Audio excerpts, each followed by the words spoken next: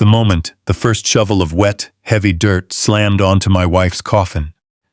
My daughter-in-law leaned down to my son's ear and whispered that a bed had just opened up at the state care facility on 4th Street. She told him they needed to pack my bags tonight, while I was still completely disoriented and too weak to fight back. I didn't argue. I didn't even blink. I just played the part of the heartbroken, confused old man they wanted to see. But a few hours later, I slipped out my bedroom window, crawled into my neighbor's idling truck, and let him haul me across town to an abandoned industrial warehouse. He warned me that my son could never find out about this. When he unlocked the rusted doors and the overhead lights flickered on, my breath caught in my chest. My name is Doug Barrett. I'm 73 years old, and for 45 years, I was married to the only woman who ever truly understood me. Barbara was my anchor, my compass, and my absolute best friend. Standing under that gray, dreary sky next to her headstone, I felt an emptiness that words can't really capture. The air smelled like damp earth and wilting lilies, and I stared down at the polished mahogany box, holding my entire world, trying to figure out how I was supposed to wake up tomorrow without her. Grief is a luxury you can't afford when there are vultures circling your boots. Connor, my 38-year-old son, stood on my left. His wife, Melanie, was on my right. They were dressed in flawless, expensive, black, mourning clothes that probably cost more than the first pickup truck I ever bought. I kept my head down, my hands trembling slightly in my jacket pockets, playing the devastated, fragile widower. That was when I heard it. Melanie leaned over, her high-end perfume cutting right through the graveyard air, and whispered straight into Connor's ear. "A spot opened up at the state facility on 4th Street, she muttered, without a drop of emotion in her voice. "We pack his things tonight. The realtor wants to look at the house on Monday." I didn't flinch. I didn't turn my head. I just let those cold, sharp words wash over me and waited for my son to defend me. I waited for Connor to tell his wife that they were standing at his mother's funeral. That I was his father, and that there was no way in hell they were going to shove me into a broken-down county ward on the same day we put his mother in the ground. Connor just gave a short, rigid nod. When the service ended, Connor turned to me and placed a heavy, patronizing hand on my shoulder. His face twisted into a fake, rehearsed mask of sympathy. "Dad," he said slowly, using the tone you'd use with a toddler. "It's time to go home. You look exhausted. Your mind's been slipping lately, and we just want to make sure you are safe." My mind wasn't slipping. It was sharper than it had been in a decade. But I looked at my son, a man who had grown soft and entitled, and I made a choice. I let my shoulders slump. I widened my eyes to look confused and helpless, and I mumbled something incoherently about missing Barbara. I played right into their delusion, letting them believe I was just a weak, uneducated old man who didn't have a clue what was happening. We drove back to the modest suburban home Barbara and I had lived in for decades. It was a simple, single-story house, nothing flashy, but it was ours, filled with memories, photos, and the warmth of a life well lived. The gathering after the funeral was quiet, attended by just a few old neighbors and distant relatives. I sat in my worn-out armchair in the corner of the living room, sipping cold black coffee, silently watching my son and his wife. Melanie didn't even wait for the last guest to leave. While a few of Barbara's old friends were still sharing quiet stories in the kitchen, I caught Melanie slipping into the dining room, carrying a massive designer bag. Through the archway, I watched her unlock the heavy oak cabinet where Barbara kept her most prized possessions. Melanie began pulling out antique silverware, solid silver heirlooms passed down from Barbara's grandmother. She examined a silver fork with greed in her eyes, tossed it casually into the bag, and stuffed in the wrapped silver trays and napkin rings. The funeral coffee wasn't even cold, and she was already looting my house. I turned to look at Connor. He was standing by the fireplace, drinking a craft beer, watching his wife steal his mother's legacy. He simply looked away and checked his phone for emails. A deep, heavy resentment settled right into my bones. I looked at Connor's expensive suit and polished leather shoes, and I thought about the 30 years I spent working at the local steel mill. I remembered getting up at 4 in the morning, my hands covered in blisters and calluses, breathing in metal dust and sweat through 12-hour shifts. Driving a rusted pickup with a broken heater through freezing winters, skipping lunches, begging for every extra hour of overtime I could get. All so I could pay for Connor's tuition at an elite business school. I broke my back so he would never have to know what it felt like to struggle. And my reward?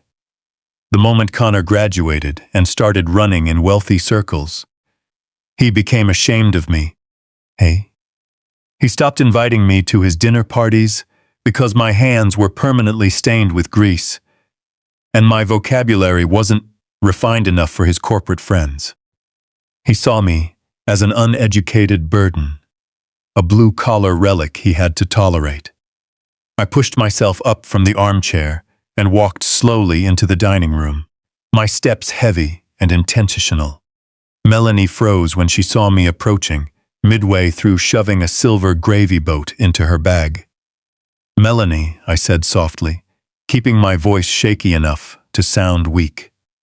"Please leave the silver. That was Barbara's favorite set. She wanted to keep it in the family." Melanie didn't even bother to feign shame. She straightened up, zipped the bag shut, and locked eyes with me, her gaze cold and calculating. "Let's be realistic, Doug," she snapped, her tone dripping with venom. "Where you're going, in a shared ward, there's no room for this stuff. It belongs with people who can actually appreciate it." I turned to Connor, who had just stepped into the doorway.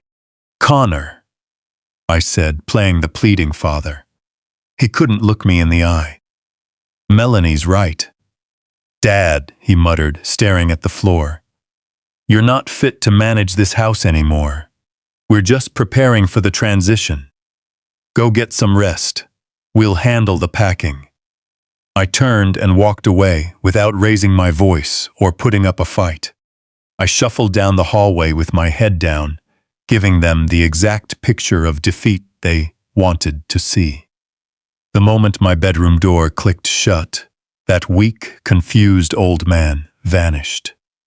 I stood in the middle of the room I had shared with Barbara, my breathing steady, my mind racing with absolute clarity. This house was compromised. They weren't planning a transition. They were executing a hostile's takeover. If I stayed here tonight, I'd wake up tomorrow being dragged into a transport van, stripped of my rights, my dignity, and my home. I needed to regroup, and I had to do it before they realized I saw right through them. I opened the bedroom door an inch. From down the hall, I could hear the harsh sound of packing tape being ripped. They were already boxing up the living room. "We need to get him out of here by tomorrow afternoon," I heard Melanie complain. "The developer wants to pay cash, but he's not signing anything if the old man is sitting in the living room drooling." I quietly closed the door, walked over to the window overlooking the back alley, and grabbed an old light jacket from the closet. No luggage, no extra clothes. I just unlatched the window, pushed up the heavy glass, and stepped out into the cool night air. It was a short drop. My boots landed silently on the damp grass. I stayed low along the fence line, my heart pounding with an unfamiliar surge of adrenaline. When I reached the alley behind the property, I saw it. A mud-splattered heavy-duty pickup idling in the shadows, its engine emitting a low, steady rumble. The driver's side window rolled down. It was George Sullivan. George had been my neighbor for 20 years. A rugged, fiercely loyal retired mechanic who rarely spoke 3 words a day. Right now, he sat there with a face like stone, waiting for me. I yanked the passenger door open and climbed in. The cab smelled like old leather and motor oil. George didn't look at me. He just threw the truck into gear and started rolling down the alley without turning on the headlights until we hit the main street. "They're vultures, Doug," George said quietly, his voice rough as sandpaper. "Barbara told me they'd do this. She knew." I stared at him, my heart accelerating. "What do you mean she knew?"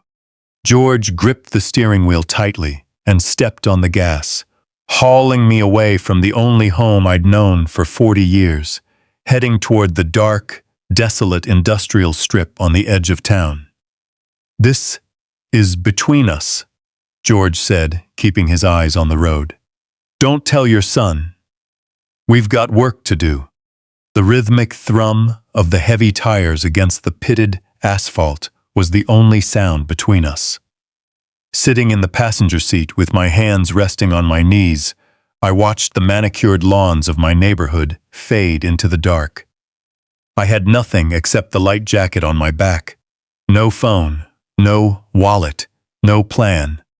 After a lifetime spent building a future for my family, I was suddenly a refugee in my own town. I was completely dependent on a neighbor I'd only ever shared a few backyard beers with, a man who now held the wheel to my survival. The silence grew heavy until I couldn't take it anymore. "George," I said, my voice firm, "what did you mean back in the alley? What did Barbara know?" George didn't answer immediately. He reached out, killed the faint hum of the radio, and tightened his grip on the wheel. "Doug, your wife was a brilliant woman," he rumbled like an old engine. "She managed the books. She saw reality way before you or I did. She knew Connor was drowning in debt. She knew Melanie was whispering in his ear. And she knew the second she was gone, they'd try to erase you." A cold knot twisted in my stomach. I had been married to Barbara for 45 years. She handled every single dollar I brought home from the steel mill, and I trusted her unconditionally. When she was diagnosed with cancer, our final months were spent talking about the past, not the future. The realization that she had spent her final days quietly, engineering, a defensive strategy against our own son, felt like a punch to the gut. Reflecting on tonight, Melanie stealing the family silver, Connor authorizing my removal, I realized Barbara was entirely right. She saw our son for who he really was, while I was blinded by a father's hope. We crossed the city line, leaving the bright suburban streets far behind. The scenery shifted dramatically. Retail shops gave way to chain-link fences, rusted silos, and crumbling brick structures. We were entering the industrial zone, a desolate, forgotten patch of the city where factories had shut down decades ago, filled with heavy shadows, broken glass, and overgrown weeds. "What are we doing out here, George?" I asked, looking at the decaying frames of the old manufacturing plants. "There's nothing out here." George made a hard left into a narrow, unpaved lane, the heavy tires crunching over gravel. "You're wrong about that, Doug," he replied calmly. "There's plenty out here.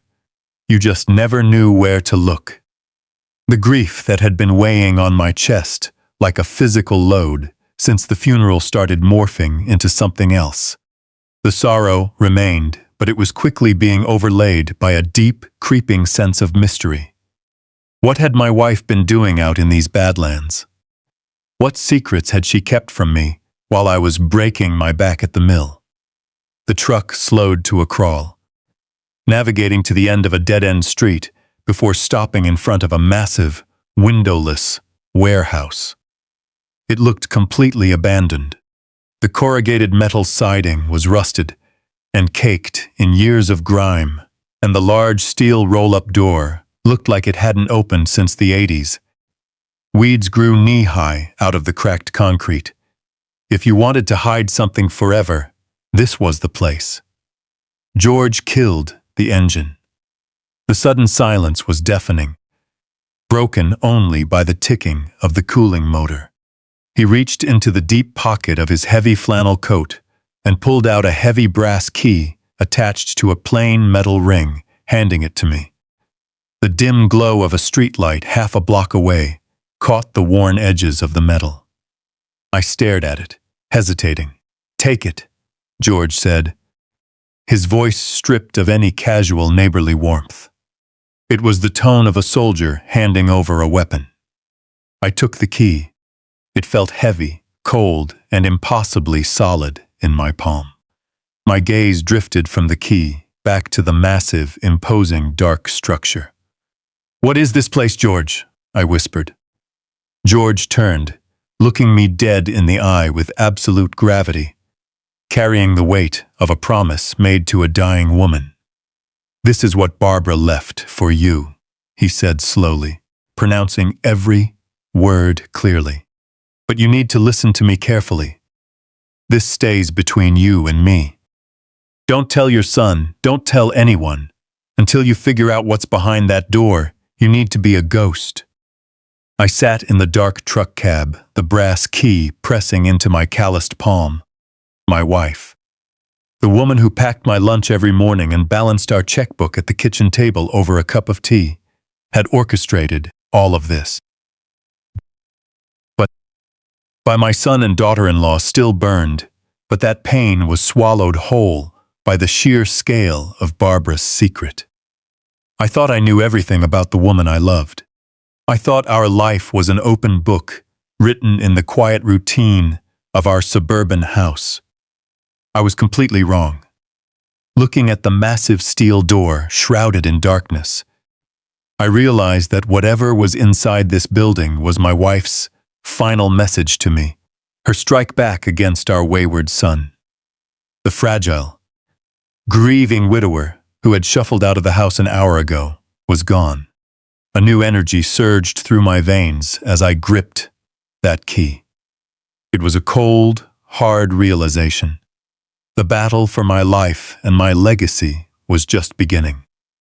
Taking a deep breath, I unbuckled my seatbelt and pushed open the heavy truck door, ready to see what my brilliant wife had hidden in the dark. I stepped down onto the gravel, the cold night wind hitting my face as my boots crunched against the ground. The brass key felt hot and heavy in my hand. My fingers trembled slightly, not from the cold, but from anticipation. Standing before the rusted metal barrier, I took a slow, deep breath and slid the key into the heavy industrial padlock. With a loud click, the lock snapped open. I pulled the heavy chain free and pushed the sliding door, which groaned in protest along its metal track, opening into pitch-black darkness. George stepped up beside me, reached past my shoulder, and flipped a heavy electrical breaker switch on the wall.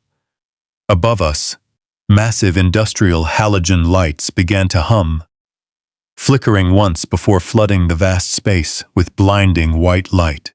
My breath stopped entirely. I took a step back, my knees nearly giving out.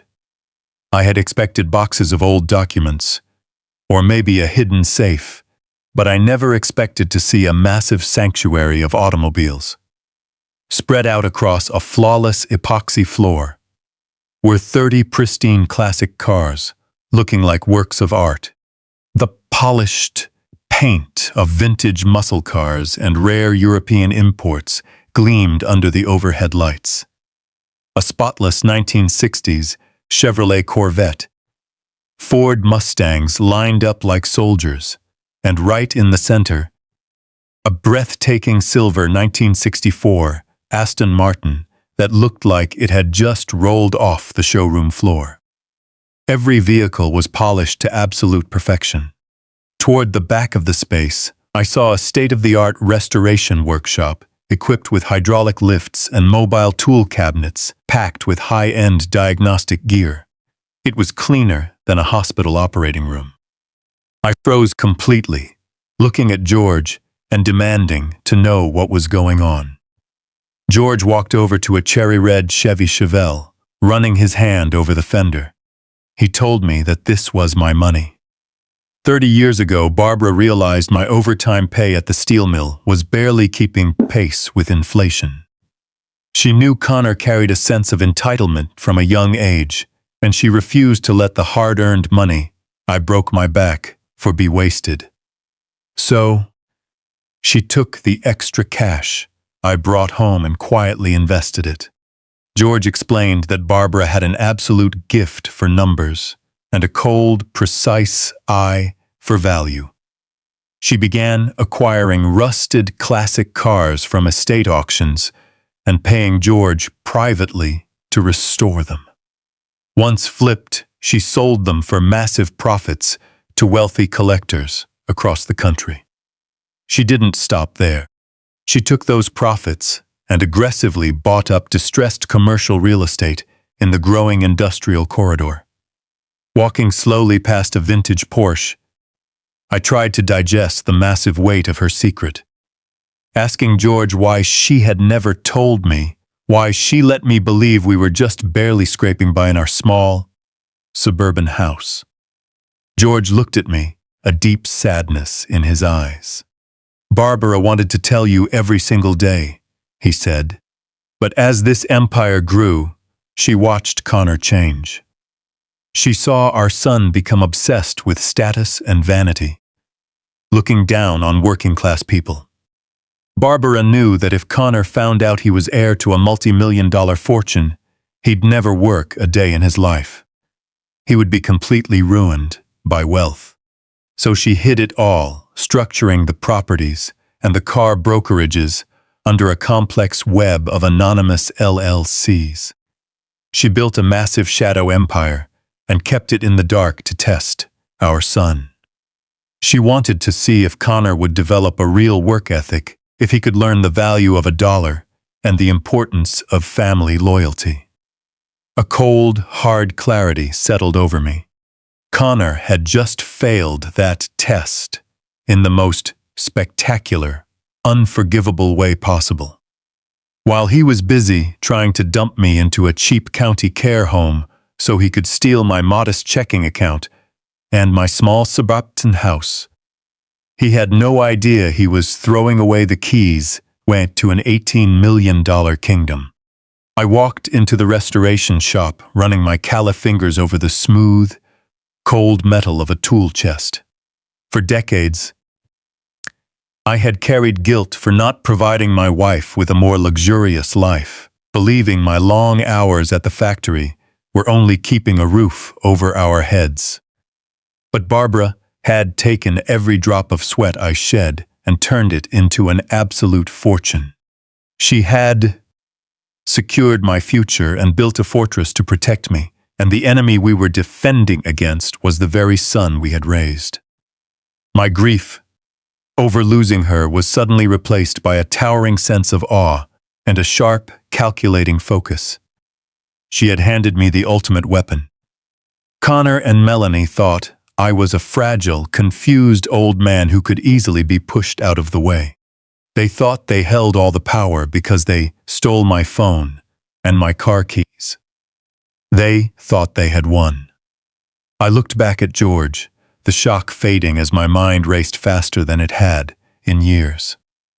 I told George we could never let Barbara down. Connor wanted to treat me like a helpless victim, but he was about to learn a lesson. He was messing with a man who had infinite resources and nothing left to lose. I asked George what our next move was. George walked to a small metal desk in the corner of the shop and pulled open the top drawer, telling me it was time to wake up. The man Barbara trusted to handle the legal battles, her attack dog. George returned to the metal desk, the warehouse dead quiet except for the low hum of the industrial lights above. Pulling a large ring of keys from his pocket, he unlocked the bottom drawer, reached inside, and pulled out a thick, leather-bound ledger. He walked over to where I stood beside the Aston Martin and handed it to me. The dark leather was soft from years of Barbara handling it. I took the heavy book, flipped open the cover, and found pages filled with my wife's familiar, meticulous handwriting. Rows of figures. Properties with addresses I didn't recognize, bank routing numbers, offshore holdings, and complex corporate flowcharts. My fingers slid down to the final total on the latest summary page. $18 million.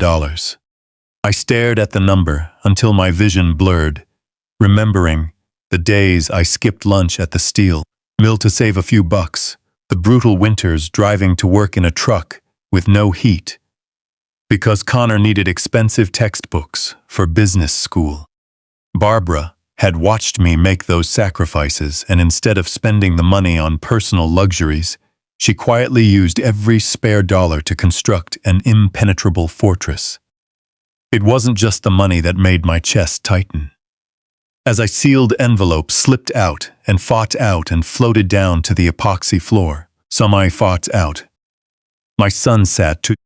George bent down, picked it up, and handed it to me without a word. My name was written on the envelope in Barbara's handwriting, slightly shaky from her final weeks. My breath hitched. I looked up at George, who respectfully stepped back to give me space. I carefully tore open the seal and pulled out a single sheet of paper. The note was brief, because Barbara never wasted words. Doug, I'm sorry to leave you to handle this alone. I built this for us, for our peace of mind, but most importantly, to protect you. I saw what Connor was becoming a long time ago. I saw the greed taking root in him, and I saw how Melanie fed that darkness. I prayed I was wrong. I prayed that after I was gone, he would step up and be a good son. But if you're reading this, my prayers failed. If Connor tries to lock you away, if he tries to take our house, show no mercy. Unleash hell. Love, Barb. I read those last two words over and over again. The paper trembled in my calloused hands. But inside, I turned to absolute ice. The deep, agonizing grief that had crushed me, since her heart stopped, began to burn away, hardening into a sharp, calculated anger that surged through every nerve in my body. My own flesh and blood was at my house right now, packing my life into black plastic trash bags, preparing to throw me into a miserable county facility so his wife could sell my home to a developer. They wanted to strip away my dignity to fund their fake luxury lifestyle, thinking I was just a washed-up steel worker whose brain was turning to mush, completely defenseless. They had no idea his mother had spent the last 30 years forging a lethal weapon and placing it directly into my hands. I folded the note carefully and placed it in my jacket pocket, right against my heart. I snapped the thick leather ledger shut with a heavy thud that echoed through the empty warehouse. The sorrow and confusion were completely gone, replaced by a massive surge of clarity. I felt like a general standing inside an armory. Looking around at the million-dollar classic cars and the complex corporate structures detailed in the ledger, I realized this was my arsenal. I turned to George, my voice no longer a raspy whisper, but steady, cold, and decisive. I asked him how to reach the attorney Barbara had lined up. George offered a cold, satisfied smile, walked back to the desk, and pulled out a sleek black smartphone. He told me the phone was clean, untraceable, and pre-programmed with a single contact, Kenneth Foster, the most ruthless corporate attorney in the state. I took the phone from George. Connor and Melanie wanted to play a vicious game with my life, trying to erase me and steal the home I built with the only woman I ever loved. They were about to learn a painful lesson. You never corner a grieving man who has nothing left to lose, especially a man backed by $18 million and direct orders from his late wife to dismantle you legally and financially. It was time to make the call. It was time to unleash hell. The drive back to the suburban house was completely silent. George pulled the heavy truck up to the edge of my driveway and shifted into park. Sitting in the passenger seat, I took a deep breath, hiding the man who had just stood in an $18 million warehouse and burying the fire burning in my chest. When I opened the door and stepped onto the concrete, I let my shoulders slump forward and my hands tremble slightly. I transformed into the exact image my greedy son and his wife wanted to see, an exhausted, confused old man losing his grip on reality. The front door was unlocked. Pushing it open, the house smelled of packing tape and cardboard boxes. The living room was already half empty. The photos of Barbara and me stripped from the walls and shoved carelessly into brown boxes. Connor and Melanie were standing in the kitchen, arguing in hushed tones over real estate forms.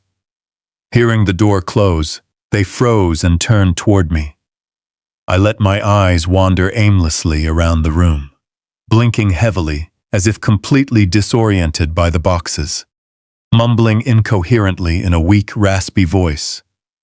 I asked what was happening and why we were packing, staring at the bare walls and asking where Barbara was. Connor looked like he'd been slapped, immediately dropping his gaze to the linoleum floor, unable to look his father in the eye, shifting his weight like a coward hiding behind his wife. Melanie didn't miss the opportunity. Her eyes flashed with predatory excitement, viewing my feigned confusion as the ultimate vulnerability. She walked across the room with slow, deliberate steps, wearing an exaggerated mask of sympathy that made me sick. Using a sickly sweet tone, the kind you'd use to soothe a frightened child, she coaxed me, claiming I had wandered off again. She told me how worried they were, saying my mind was too tired today and that I was mixing everything up. Sip. Reaching out with her manicured hand, she placed it on my shoulder. I had to fight the urge to flinch away from her touch. She guided me toward a kitchen chair and gently pressed me down, telling me I shouldn't be wandering outside alone because it wasn't safe. Leaning in with fake concern, she declared that they needed to make sure I didn't accidentally hurt myself in this fragile state. Holding out her palm, she softly suggested that it would be best if she kept my car keys and my phone, claiming it was entirely for my safety so I wouldn't drive off or make confused calls. I looked up at her with wide, blank eyes, reaching slowly into my light jacket pocket. My fingers brushed past the secret burner phone George had given me, safely tucked into the deep inner lining. Bypassing it, I pulled out my everyday phone and the key ring to my old sedan. Controlling the tremble in my hand, I dropped them into Melanie's greedy palm.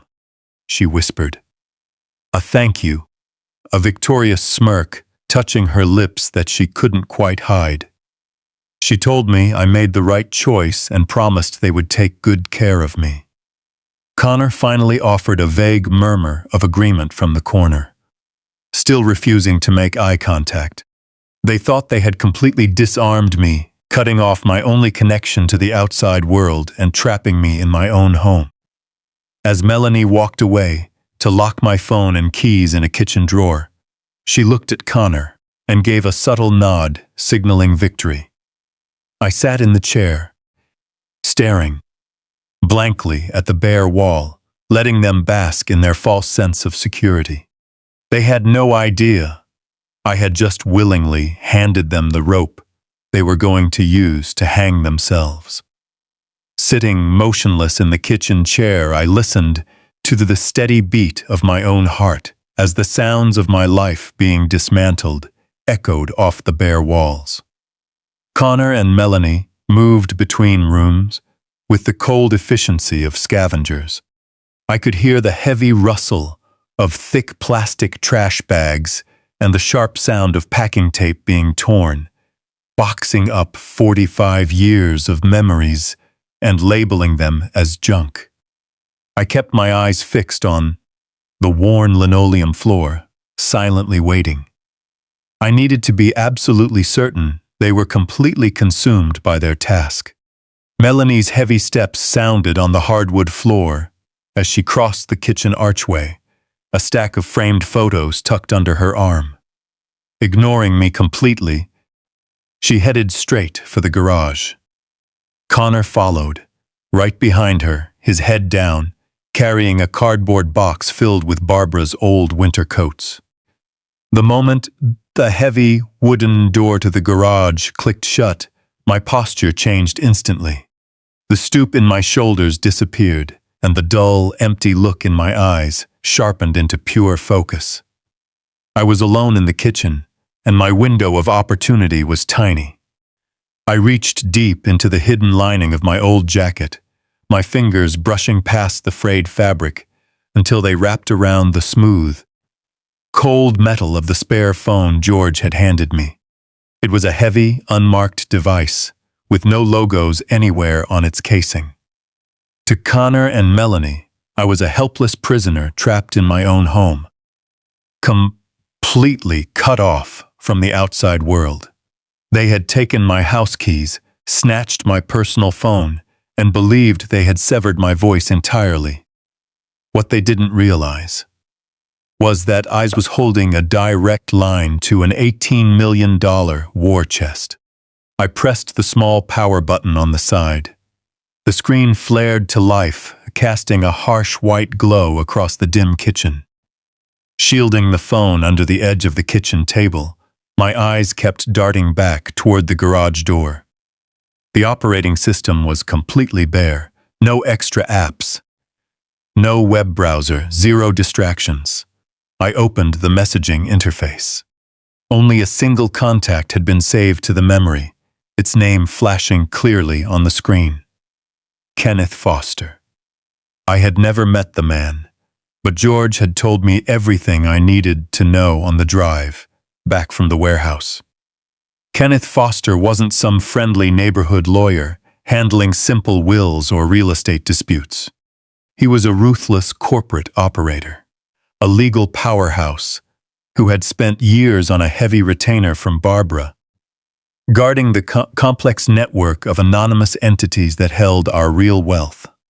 He was the architect of our financial fortress, and he was the exact weapon I needed to tear my son's life down to the studs. I stared at the blinking cursor on the screen. The weight of the moment pressed heavy on my chest. Sending this message meant crossing a point of no return. It meant officially declaring war on my own blood. I thought about the way Connor had refused to look at me while Melanie stole his mother's silver. I thought about the fake, sickeningly sweet tone she used while treating me like an incompetent burden. They had made their choice. Now it was my turn. My thumb moved deliberately over the keypad, typing the precise phrasing George had instructed me to use. I spelled out my name, followed by the activation protocol Barbara had established with the firm years ago. I informed Kenneth Foster that the suburban property was under immediate threat, that the primary beneficiaries were acting with clear malicious intent, and that I required immediate contact alongside a full mobilization of our assets. I hit send. The small, digital icon spun for less than a second before the message vanished into an encrypted network. I locked the screen and slid the device deep back into my jacket lining. That exact second, the garage door handle began to rattle. I instantly collapsed back into the chair, letting my jaw slacken and my gaze drift back to the scuffed floorboards. Melanie marched back into the kitchen, her eyes scanning the room like a hawk looking for any slip-up. She took one look at my pathetic posture, clearly satisfied with what she saw, and strode off into the living room to resume her searching. In my pocket, the heavy phone buzzed against my chest in a single long vibration. I waited until her footsteps faded up the stairs before carefully pulling the device out one last time. A new message had arrived from Kenneth Foster. The reply was brief or surgically precise and cold. Protocol confirmed. Assets fully mobilized. Awaiting your command to initiate countermeasures. Stay safe and maintain the act until the trap is fully set. A quiet, icy calm settled over me. I was no longer a victim waiting for the hammer to fall. I was a man sitting at the controls of a massive financial engine, my finger hovering right over the switch. Upstairs, Connor and Melanie were packing up my life, convinced they were the smartest people in the room. They thought they were about to inherit an unassuming suburban house. What they were actually about to inherit was absolute destruction. The air in the kitchen hung heavy with the smell of cardboard boxes and deceit. I remained at the worn laminate table, staring into the grain of the wood. The sounds of packing in the living room suddenly stopped, replaced by heavy footsteps echoing down the hallway. Connor walked in, carrying a thick manila folder. He pulled out a wooden chair and sat directly across from me, crossing his hands neatly over the paperwork. A tight, unnatural smile was plastered across his face, the kind of desperate salesman look meant to close a bad deal. "Dad," Connor said, keeping his voice artificially soft and reassuring. "We need to handle a little bit of paperwork. Just some standard forms for the transition. The new facility needs a routine medical power of attorney so they can coordinate your prescriptions and doctor visits. Mashit, it paesquatamalited. It's just a simple formality to make sure you're properly looked after." He slid a crisp white page across the table, clicked a cheap plastic ballpoint pen, and pressed it gently into my right hand. He pointed a finger at a single line highlighted in bright yellow at the very bottom. I let my hand tremble. Slumping my shoulders, I leaned forward, squinting at the page, as if my sight were failing me. My vision was perfectly clear. I didn't need reading glasses to make out the bold black lettering at the top. It wasn't a medical authorization at all. It was a wire transfer authorization from my local credit union, referencing the exact account Barbara and I used for winter heating bills and daily groceries. It held roughly $15,000, the absolute last bit of money.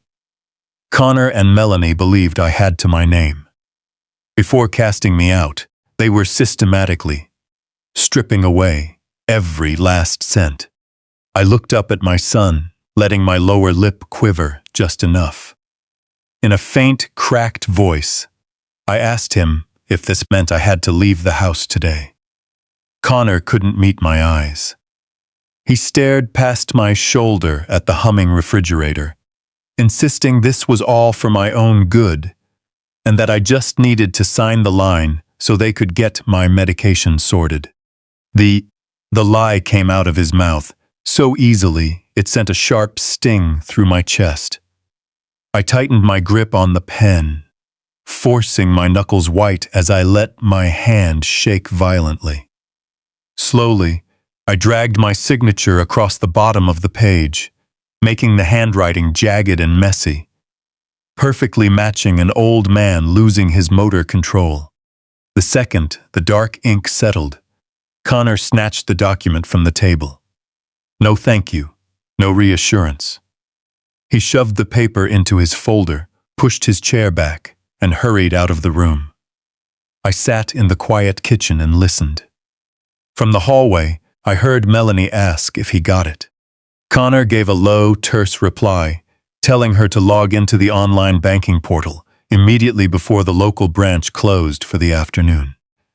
The rest of the day dragged on endlessly. I kept out of their way, wandering through the empty corridors like a ghost, exactly what they wanted me to be. By 4 o'clock, the atmosphere in the house had completely shifted.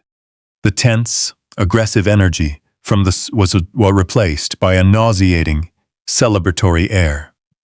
I stood near the edge of the living room window, partially concealed by the drawn curtains. A sleek, brand-new luxury SUV pulled silently into my driveway. Its black paint gleamed under the late afternoon sun. The paper temporary plates from the dealership still bolted to the rear bumper. Connor and Melanie stepped out of the vehicle, laughing together like they had just hit the lottery. Melanie slammed the heavy car door shut and almost skipped up the concrete walkway. Through the thin glass, I could clearly hear her loud, triumphant voice. She told Connor what an absolute relief it was to clear off that credit card balance, and how the down payment for the luxury lease was worth every penny. She bragged that they finally looked like a successful, wealthy couple. They had done it. Within hours of stealing my signature, they had blown through the entire $15,000.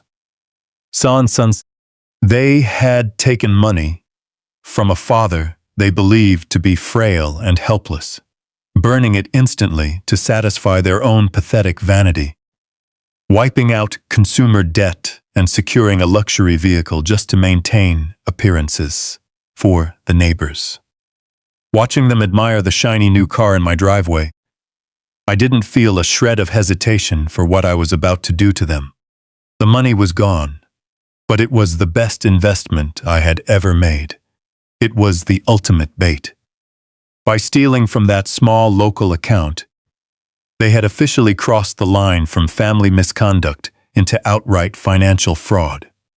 They were gorging themselves on a small appetizer, completely oblivious to the massive trap closing in around them.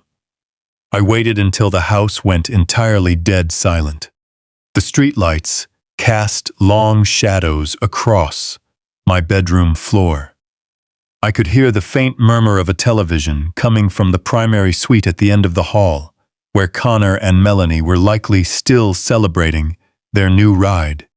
Moving with the quiet efficiency built from 30 years of waking before dawn, I put on my worn jacket, patted the thick lining to make sure the spare phone was secure, and slipped out the back window just as I had the night before. George was waiting. In the alleyway, his heavy-duty truck idling softly in the cool night air. I climbed into the passenger seat without a word.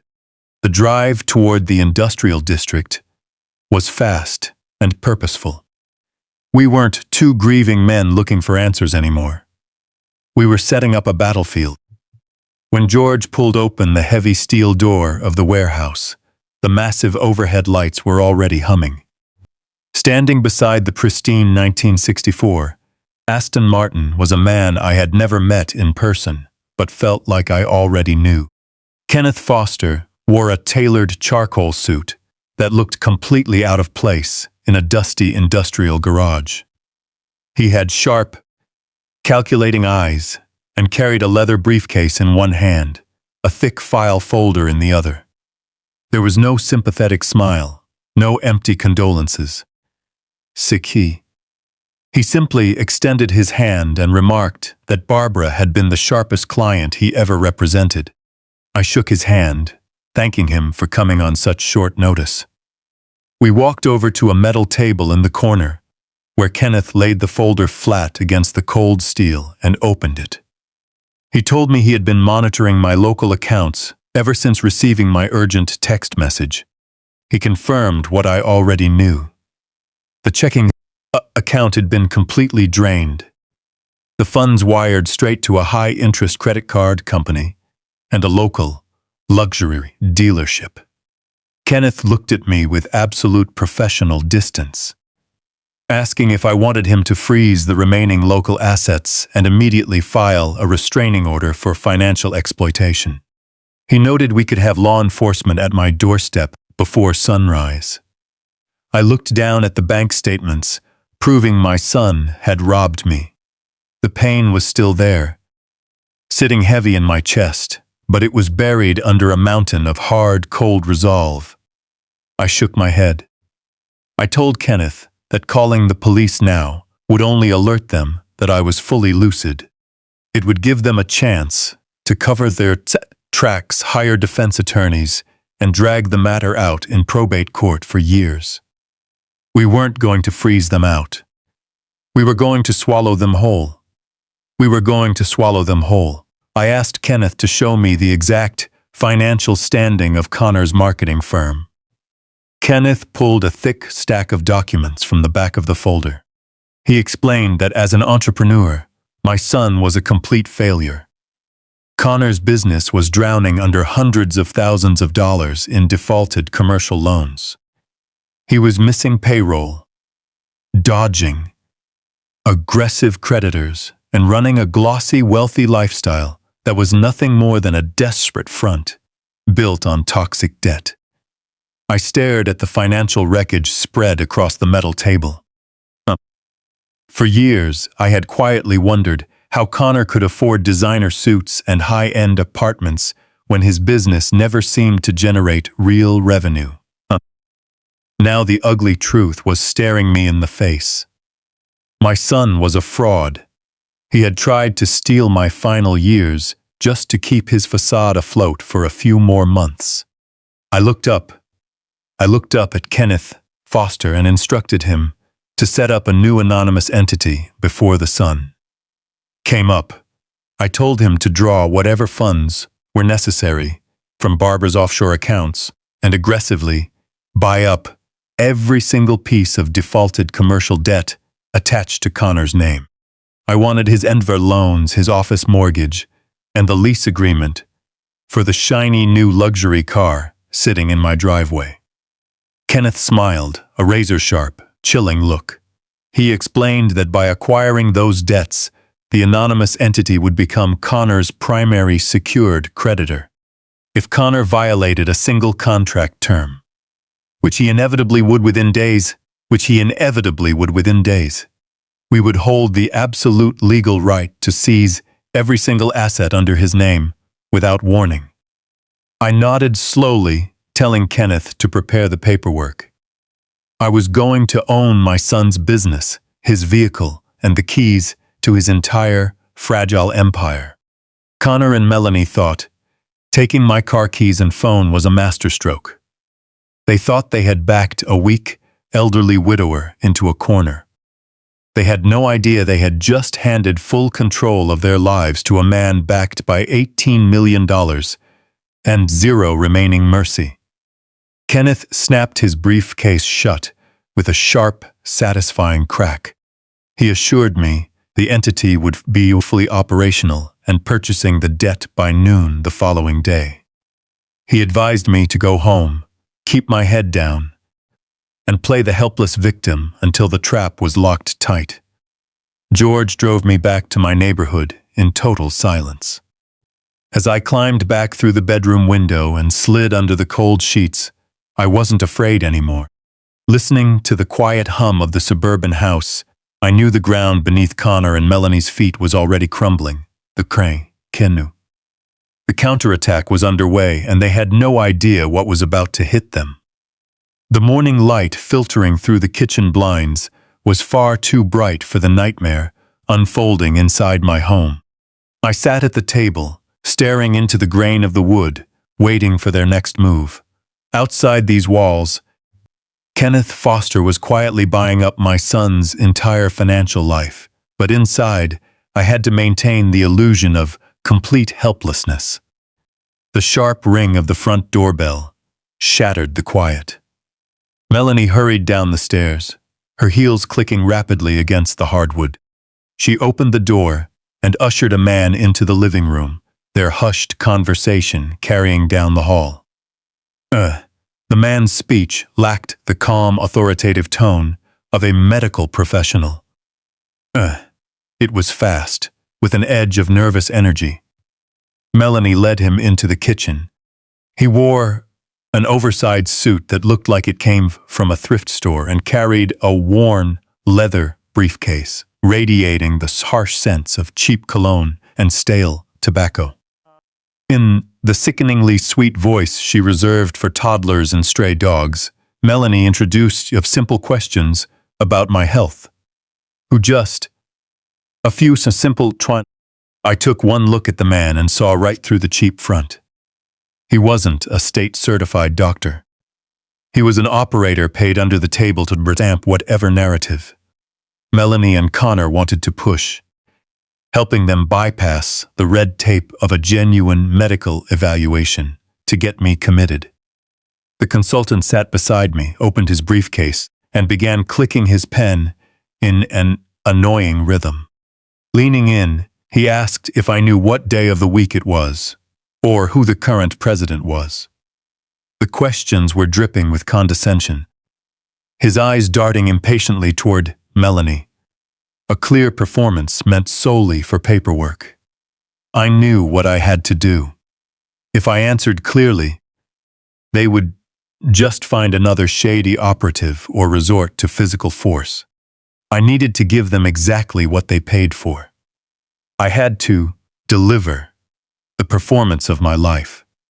I let my jaw go completely slack, fixing my eyes on the blank wall, past the consultant's shoulder. My hands began to tremble violently against the tabletop as I mumbled a random day from 2 months ago. Slowly, I pushed my chair back, the wood scraping harshly against the floor, and shuffled over to the kitchen counter.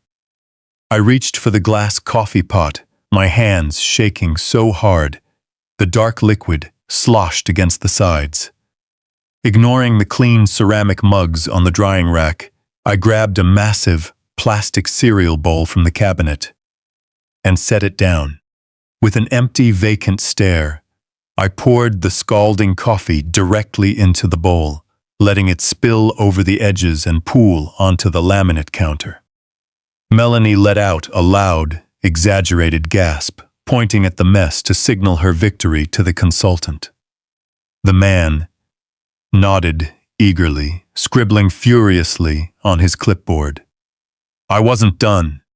Turning around, I gripped the edge of the counter for support, staring straight at Melanie with wide, terrified eyes. I let my voice crack and strain, asking her where Barbara was.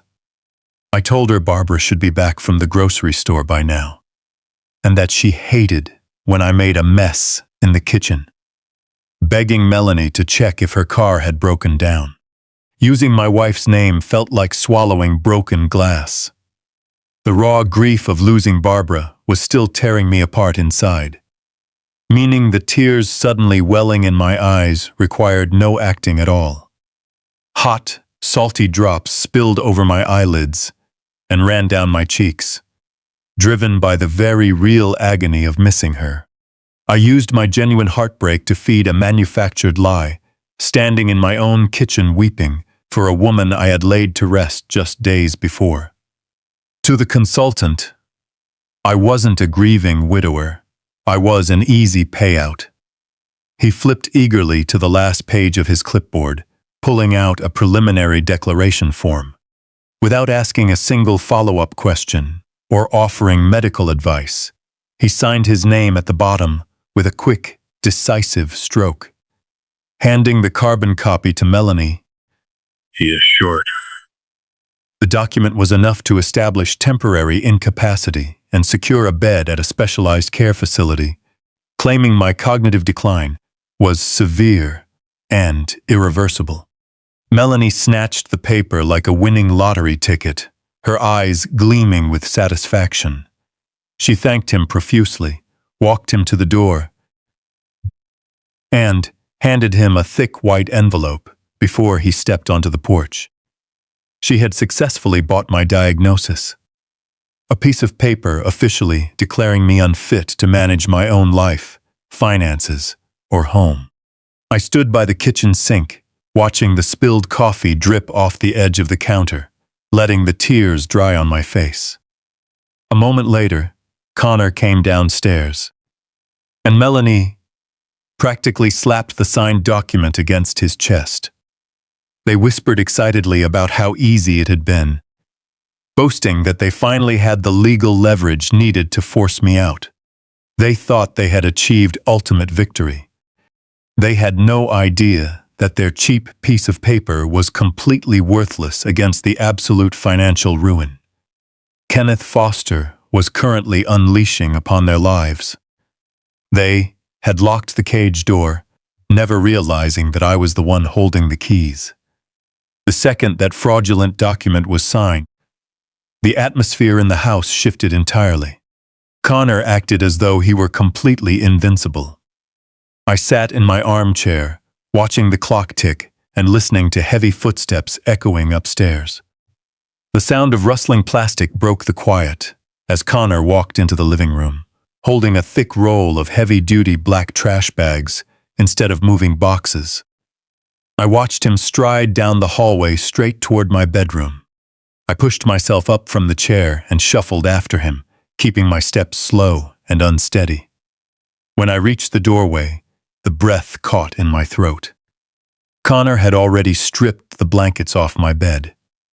He snapped open a black trash bag and began shoving my clothes inside indiscriminately. No folding, no care. He grabbed armfuls of my flannel shirts, trousers, and the sweaters Barbara had knitted for me, tossing them into the plastic like common garbage. This was the boy I had taught to tie his shoes, the kid whose scraped knees I had bandaged, the son for whom I had worked endless overtime in the sweltering heat of the steel mill just to pay for college. Now, he stood in the room his mother and I had shared for 40 years, throwing my entire existence into bags meant for yard waste. Standing in the doorway, I asked him what he was doing, keeping my voice small, fragile, and trembling with feigned fear. Connor didn't even pause. He kept grabbing my belongings, tossing a pair of my old leather work boots into the bag with a loud, hollow thud. He told me we needed to start clearing things out, claiming the house was too cluttered and that I wouldn't need any of this where I was going. He spoke rapidly, as if talking fast enough would drown out his guilt. There was no guilt in his eyes, only a frantic, greedy urgency. I stepped into the room and pointed toward the nightstand. Beside the lamp sat a carved wooden jewelry box I had made for Barbara on our 10th anniversary. Connor was reaching for it. Reaching out, I touched his arm gently, begging him to leave it behind and telling him how much it meant to me, containing Barbara's favorite necklace. Connor yanked his arm back as if burned, his expression cold and hard. He claimed the facility had strict rules about personal items and that I wasn't allowed to keep valuables because they might get lost or stolen by other residents. He tossed the wooden box into a separate bag, one clearly designated for items he and Melanie intended to keep or pawn. He told me it was better if he kept it safe for me, stealing my most cherished memory while hiding his theft behind a veil of fake concern. Then he turned to face me, completely, puffing out his chest to project authority, relying entirely on the false power granted by that fake medical paper. He delivered the final blow. He told me the transport van was scheduled to arrive Friday morning, claiming they had secured a spot for me at the county care facility. He tried to sell it as a nice place with people my own age, but I knew exactly what that building was. A bleak, underfunded warehouse for the forgotten, a place where people withered away in shared rooms, smelling of bleach and despair. Friday morning, I had a 2-day countdown left in my own home. Connor crossed his arms, telling me I needed to cooperate, warning that if I caused trouble when the transport arrived, they would have to sedate me for the trip. He was threatening to drug me if I didn't quietly march into my own exile. He stared at me, waiting for a reaction, waiting for a fragile old man to cry, plead, or beg for mercy. I gave him exactly what he wanted. Lowering my head until my chin touched my chest, I offered a silent gesture of absolute surrender, whispering that I understood. I told him I wouldn't cause any trouble and just wanted to rest. Connor let out a long, heavy sigh of relief, patting my shoulder in a hollow, condescending gesture before telling me I was making the right choice. He tied a knot at the top of the trash bag, filled with my clothes, and dragged it down the hall. I stood alone in the middle of the ransacked bedroom. The mattress was bare, the closet empty, the physical evidence of my life in this house erased in under 20 minutes. But as I listened to Connor drag those bags down the stairs, the meek, defeated posture melted away. I straightened my spine, looking at the empty spot on the nightstand where Barbara's box had rested. They had set a deadline for Friday morning, believing they were handing me an eviction notice. They had no idea they had just started the countdown to their own downfall. I didn't need the clothes in those trash bags, or the blankets from the bed. I had a penthouse suite waiting for me, funded by wealth they couldn't begin to fathom. I walked to the window, looking out at the quiet suburban street. Connor and Melanie were celebrating their win, convinced they had broken me entirely. They had taken my keys, my phone, my money, and now my dignity, stripping me down to nothing. A man with nothing left to lose is the most dangerous force on earth. A cold, hard smile touched my lips. Friday couldn't come fast enough. Late afternoon faded into deep twilight as I sat on the edge of the bare mattress. The house was quiet, save for the low murmur of voices echoing from the living room. Connor and Melanie were entertaining a guest, having ordered me to stay in my room so I wouldn't embarrass them. I played the part of the obedient, exhausted old man. But my ears strained to catch every word filtering down the hall. A soft, rhythmic tap against the window frame caught my attention. I pushed myself up, shuffled over, and parted the curtains a fraction of an inch. George was standing in the shadows of the backyard, leaning against the wooden fence we had built together years ago. I carefully slid the glass pane upward. The cool night air rushed in, carrying the scent of fresh-cut grass and impending ruin. George kept his voice to a low, raspy whisper, telling me I needed to know who was currently sitting in my living room. He had watched the man pull into the driveway from his own porch. George had recognized the visitor immediately. A local real estate developer, a notorious bottom feeder known for buying distressed properties with cash under the table and flattening them to build cheap townhomes. George gripped the windowsill, his knuckles white, explaining he had crept along the side of the house to overhear the conversation through the cracked kitchen window. Melanie wasn't just showing the house. She was hosting a secret, off-the-books cash auction, actively trying to the property out from under me before the weekend even arrived. My jaw tightened. I asked George what they were asking for it. George spat the number out like poison, $400,000 in cash. It was a massive undercut of the property's actual value, but Melanie didn't care about market rate. She cared about speed and avoiding a paper trail, executing a desperate fire sale. George explained her pitch. Melanie had shown the developer the fake medical document she bought that morning, claiming it granted her emergency authority, claiming I was fully incapacitated, claiming I was fully incapacitated, and that the family needed to liquidate assets immediately to cover my round-the-clock medical care. She promised a fast, quiet deed transfer if he showed up Friday afternoon. The cule of cash, intending to bypass pro-court entirely, to pocket $400,000 in untraceable money, leaving behind a flattened lot where Barbara and I had built our life. The sheer boldness of the crime was almost breathtaking. They weren't just stealing from my checking account anymore. They were actively executing a massive real estate fraud right in my living room while I sat 10 feet away. George looked at me, fierce protection burning in his eyes, offering to walk right through the front door, drag the developer out by his collar, and call the police on my son himself. I placed a hand on George's shoulder, stopping him with a slow shake of my head. I told him we couldn't interrupt them. Stopping the deal now would make it a mere conversation, a misunderstanding. I needed ink on paper. I needed Melanie to take that cash. I needed them to commit undeniable, ironclad, federal wire fraud and grand larceny. My son Selene.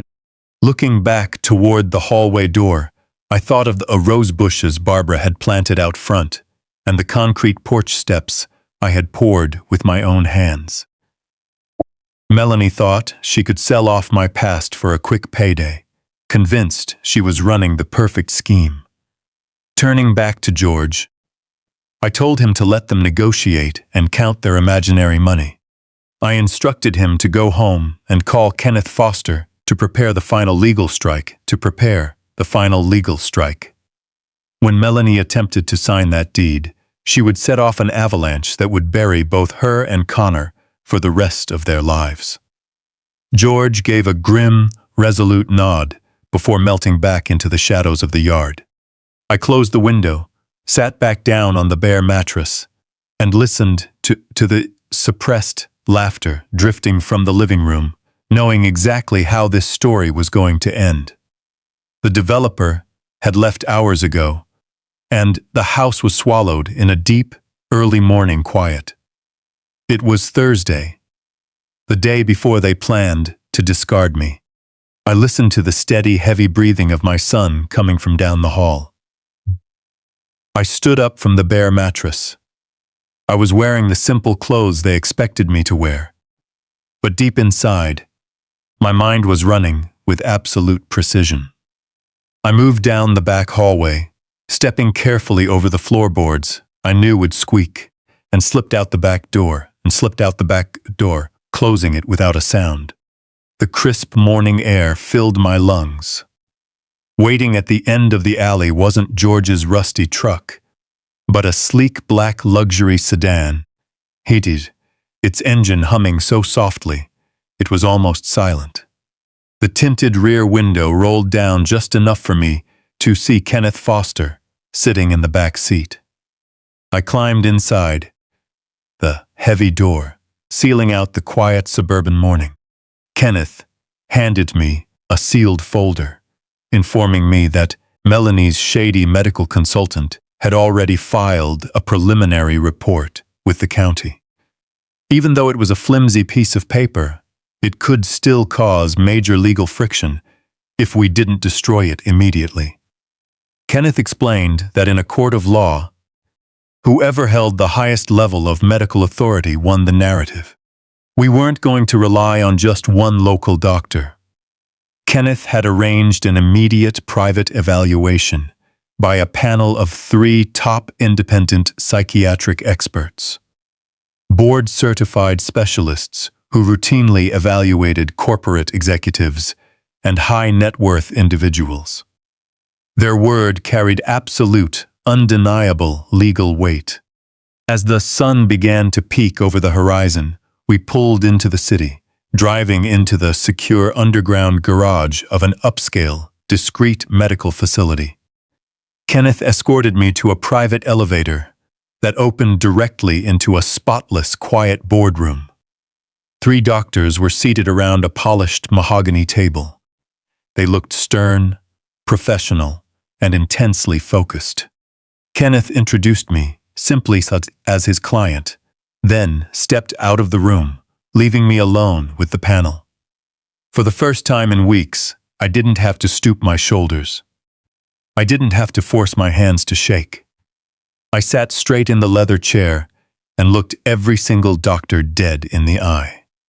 The lead psychiatrist, a sharp silver-haired woman, began the evaluation. They didn't ask me insulting questions like what day of the week it was. Instead, they ran me through a rigorous, comprehensive suite of cognitive and psychological tests, assessing my short-term memory and executive function. I answered every single question with razor-sharp clarity. When they asked me to perform complex mental math, I calculated the exact compound interest on all of Connor's defaulted commercial loans. When they asked about my personal history, I recalled the purchase prices of every commercial property Barbara and I had acquired of over 30 years. I spoke with the vocabulary and authority of a man overseeing an $18 million empire, detailing market fluctuations, property values, and the complex structures Barbara had designed to protect our assets. I held nothing back. The evaluation lasted 3 intense hours. By the end, the doctors were no longer just assessing me. They were visibly impressed. The lead psychiatrist put down her pen, folded her hands on the table, and told me that my cognitive function was not only exceptional for a 73-year-old man, but outstanding by any standard, with flawless executive reasoning and memory recall. All 3 doctors signed a comprehensive, time-stamped medical affidavit, notarized on the spot. It explicitly declared that I was of completely sound mind, fully capable of managing my own vast financial affairs, and entirely free of any cognitive impairment. Kenneth walked back into the room and gathered the thick folder holding the notarized affidavits. He looked at me with that razor-sharp, chilling smile, assuring me that our armor was now completely unbreakable, rendering Melanie's cheap, fraudulent paper worthless in the eyes of the law. We rode the quiet sedan back to my neighborhood. Kenneth dropped me off a block away, just as the street was beginning to wake up. I walked up the alley and slipped back through the kitchen door. Connor and Melanie were still asleep upstairs. I walked into the bare bedroom and sat back down on the exposed mattress. I didn't feel tired at all. I felt completely invincible. I had locked the ultimate legal shield safely in Kenneth's vault. Let them bring the transport van tomorrow. Let them try to sell my house. The trap was fully loaded, and my finger was on the trigger. On Friday morning, a pale, bitter strip of sunlight filtered through the bare window into my stripped bedroom. I sat on the edge of the exposed mattress, wearing a simple gray sweater and worn trousers. Today was the day my own blood planned to throw me out like a broken piece of furniture. Downstairs, the house was buzzing with a frantic, nervous energy. I could hear Melanie pacing across the hardwood, her heels tapping a sharp, impatient rhythm as she barked orders at Connor to make sure the trash bags filled with my life were neatly stacked near the front door. They wanted it to look professional, posing as a responsible couple making a heartbreaking decision for an ailing father. I stepped slowly out of the bedroom and moved toward the stairs, gripping the handrail tightly and letting my feet drag across the carpet to make a soft shuffling sound. When I reached the bottom landing, Connor refused to look at me. His eyes were glued to his smartphone as he scrolled frantically, likely calculating how fast he could deposit the cash from his greedy real estate friend.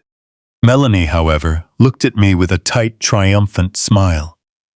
Handing me a cheap plastic cup of coffee, she told me in a sickly sweet voice that my ride would be here shortly. I didn't take the coffee. I just nodded and stared blankly at the front door. A few minutes later, the heavy rumble of a diesel engine shattered the quiet of our suburban street. A faded white transport van pulled up to the curb. No cheerful logo, no reassuring medical emblem. It was just a plain, depressing shuttle designed to haul forgotten people to forgotten places. The second the van shifted into park, the performance began.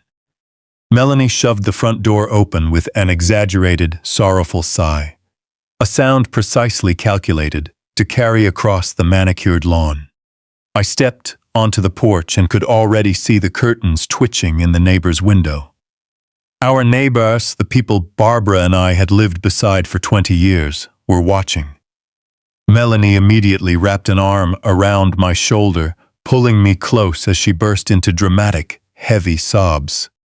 She cried out loudly about how much they were going to miss me, calling it the hardest decision they had ever had to make. Wiping away non-existent tears, she played the role of a heartbroken, loving daughter-in-law to absolute perfection. Connor walked down the porch steps, carrying a single, flimsy trash bag containing my clothes. He handed it to the driver, a bored-looking man clearly uninterested in the family drama playing out on the driveway. Connor turned back to face me, his face a rehearsed mask of grief. He stepped forward, wrapped his arms around me, and gave me a stiff, awkward hug. Patting my back, he loudly declared that he loved me and promised they would visit every single Sunday. The lie was so shameless it almost made me gag. He had zero intention of ever stepping foot inside that county ward. He was burying me alive to fund his pathetic taste for luxury. I let my arms rest around my son, pulling him just a fraction of an inch closer. My face hovered right beside his ear. I dropped the frail, confused act for 1 second. One brief, chilling second. My voice didn't shake. It didn't falter. I spoke with the cold, absolute certainty of a man about to burn his son's entire world to ashes. I whispered directly into his ear, "I hope it was all worth it." Connor froze completely. I felt his entire body stiffen against mine, the fake sobs catching in his throat. His breath hitched sharply, and he jerked backward, his eyes wide and searching. He stared at my face, looking for the confused, senile old man he thought he had conquered. I gave him nothing. I simply let my eyes go blank again, leaving him standing on the concrete driveway as a seed of paranoia pierced right through his arrogant front. He opened his mouth to speak, to ask what I meant, but the driver honked the horn, yelling that they were on a tight schedule. I turned my back on my son. As the driver guided me toward the side door of the van, I didn't fight. I didn't scream or beg for mercy. Stepping into the dark, sterile cabin, I took a window seat. The interior smelled of cheap disinfectant and old vinyl. I buckled the heavy seatbelt across my chest, folded my hands neatly in my lap, and watched the heavy metal door slam shut, sealing me inside. Through the tinted glass, I saw Connor standing frozen on the driveway, staring at the van with an intensely uneasy expression. The seed of doubt was planted.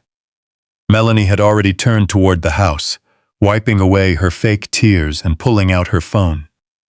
No doubt calling her cash buyer.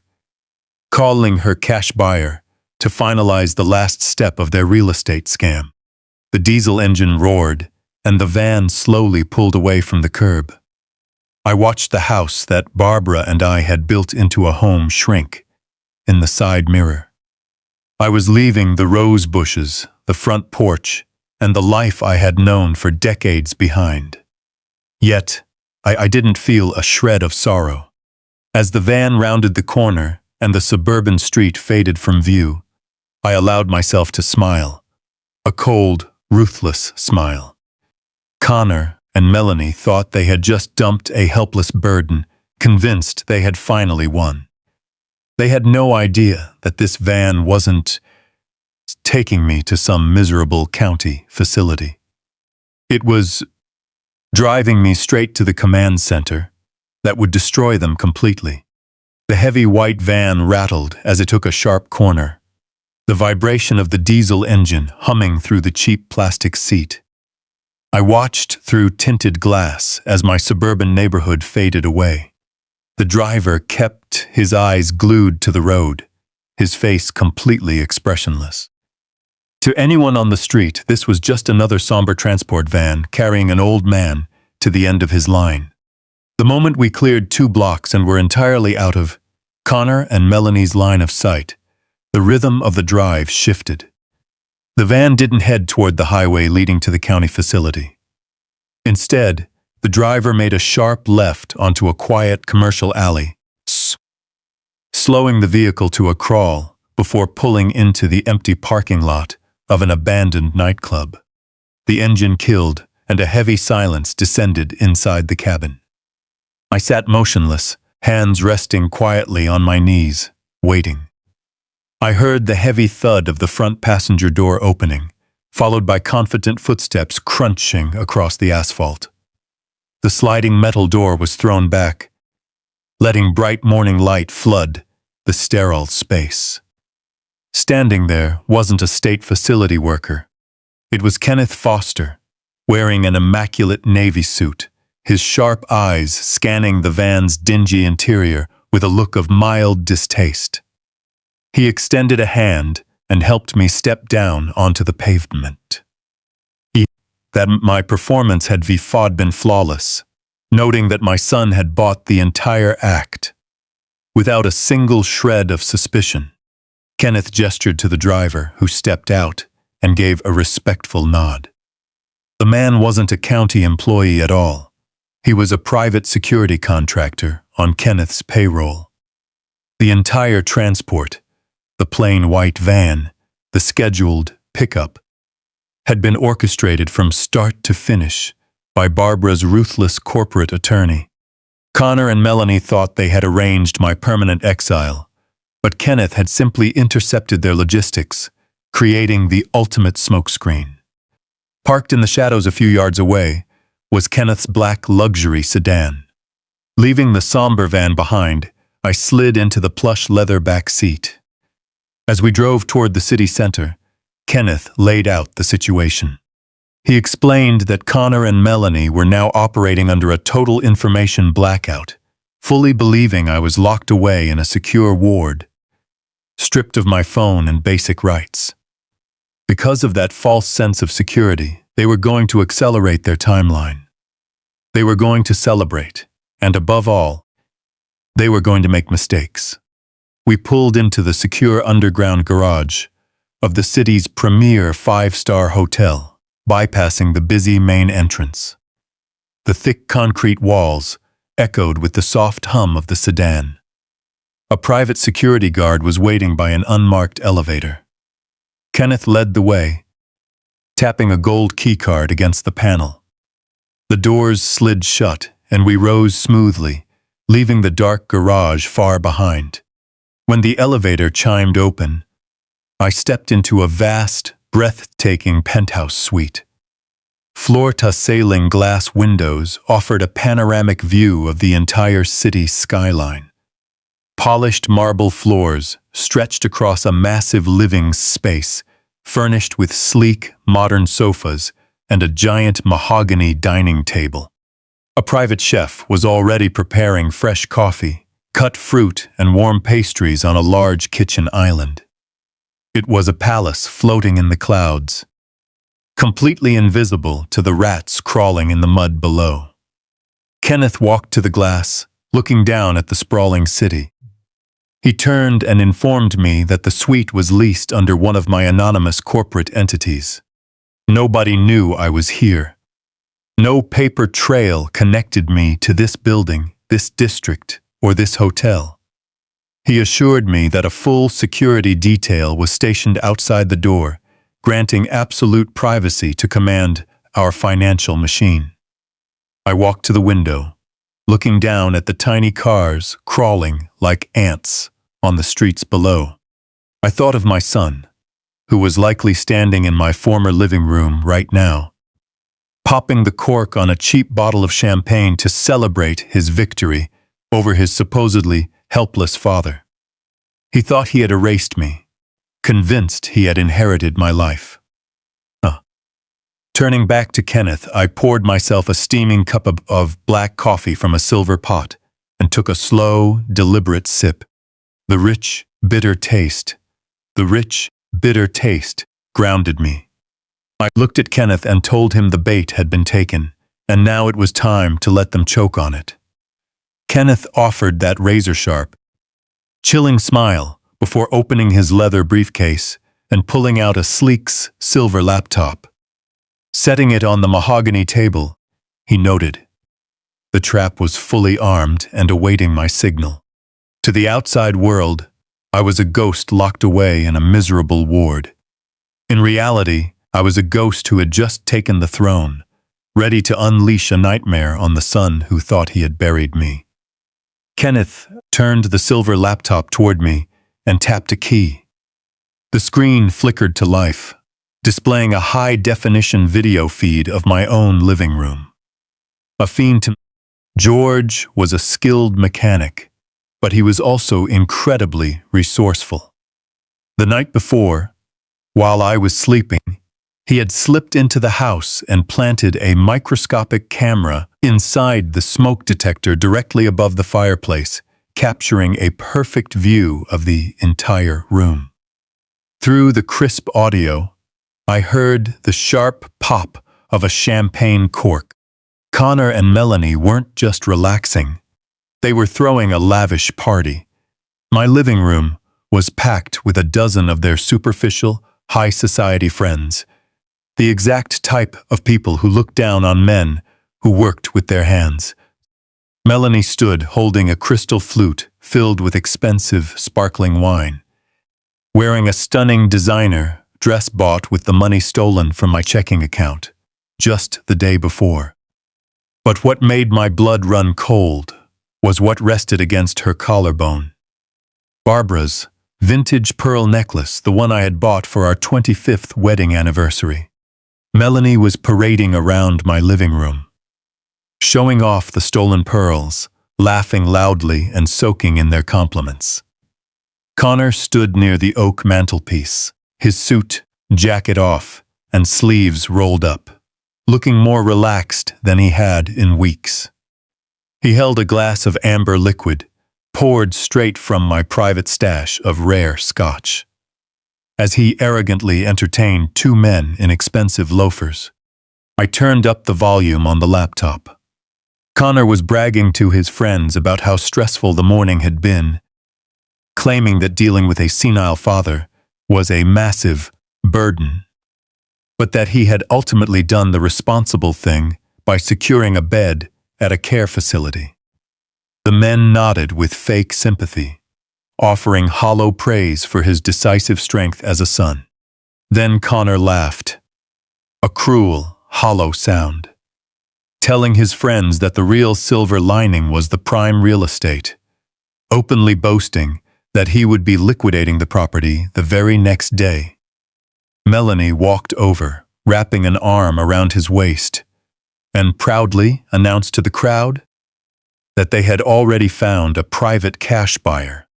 She bragged that the developer would be arriving tomorrow morning at 10 to sign the final paperwork, openly parading their attempt to bypass probate court and dodge taxes as a stroke of financial genius.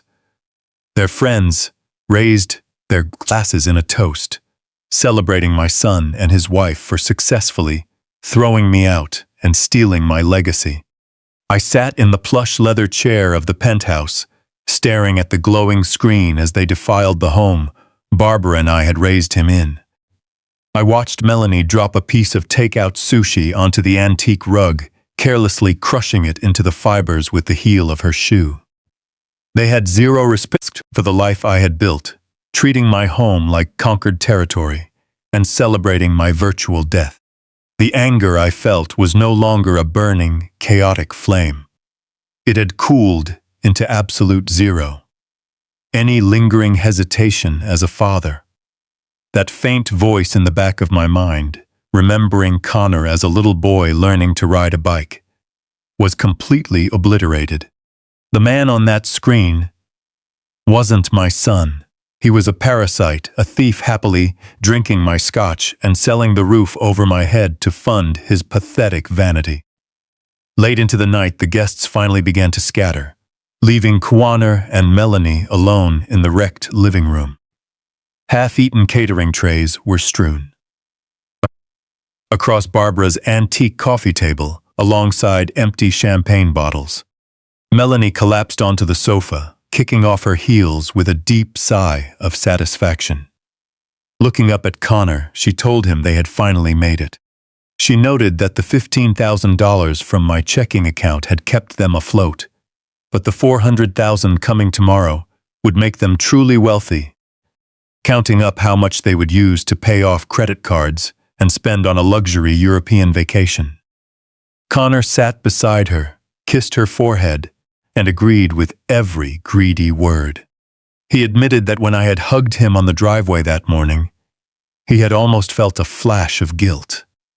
But then he added that he realized I was just a shell, a man who had no idea what was happening, reasoning that the money was better off used by people with a future.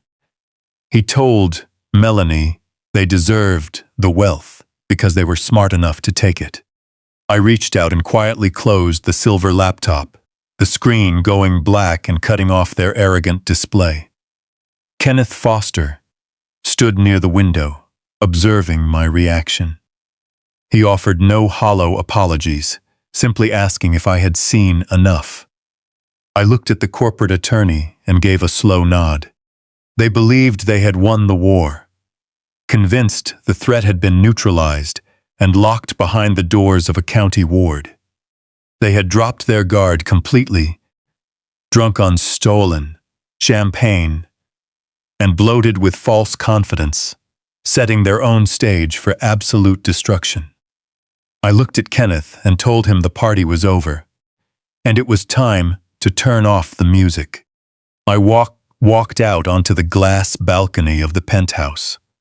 The city stretched before me like an ocean of flickering lights under the night sky. The wind was biting, cold air cutting right through my gray sweater. Resting my hands against the heavy glass railing, I took a deep breath.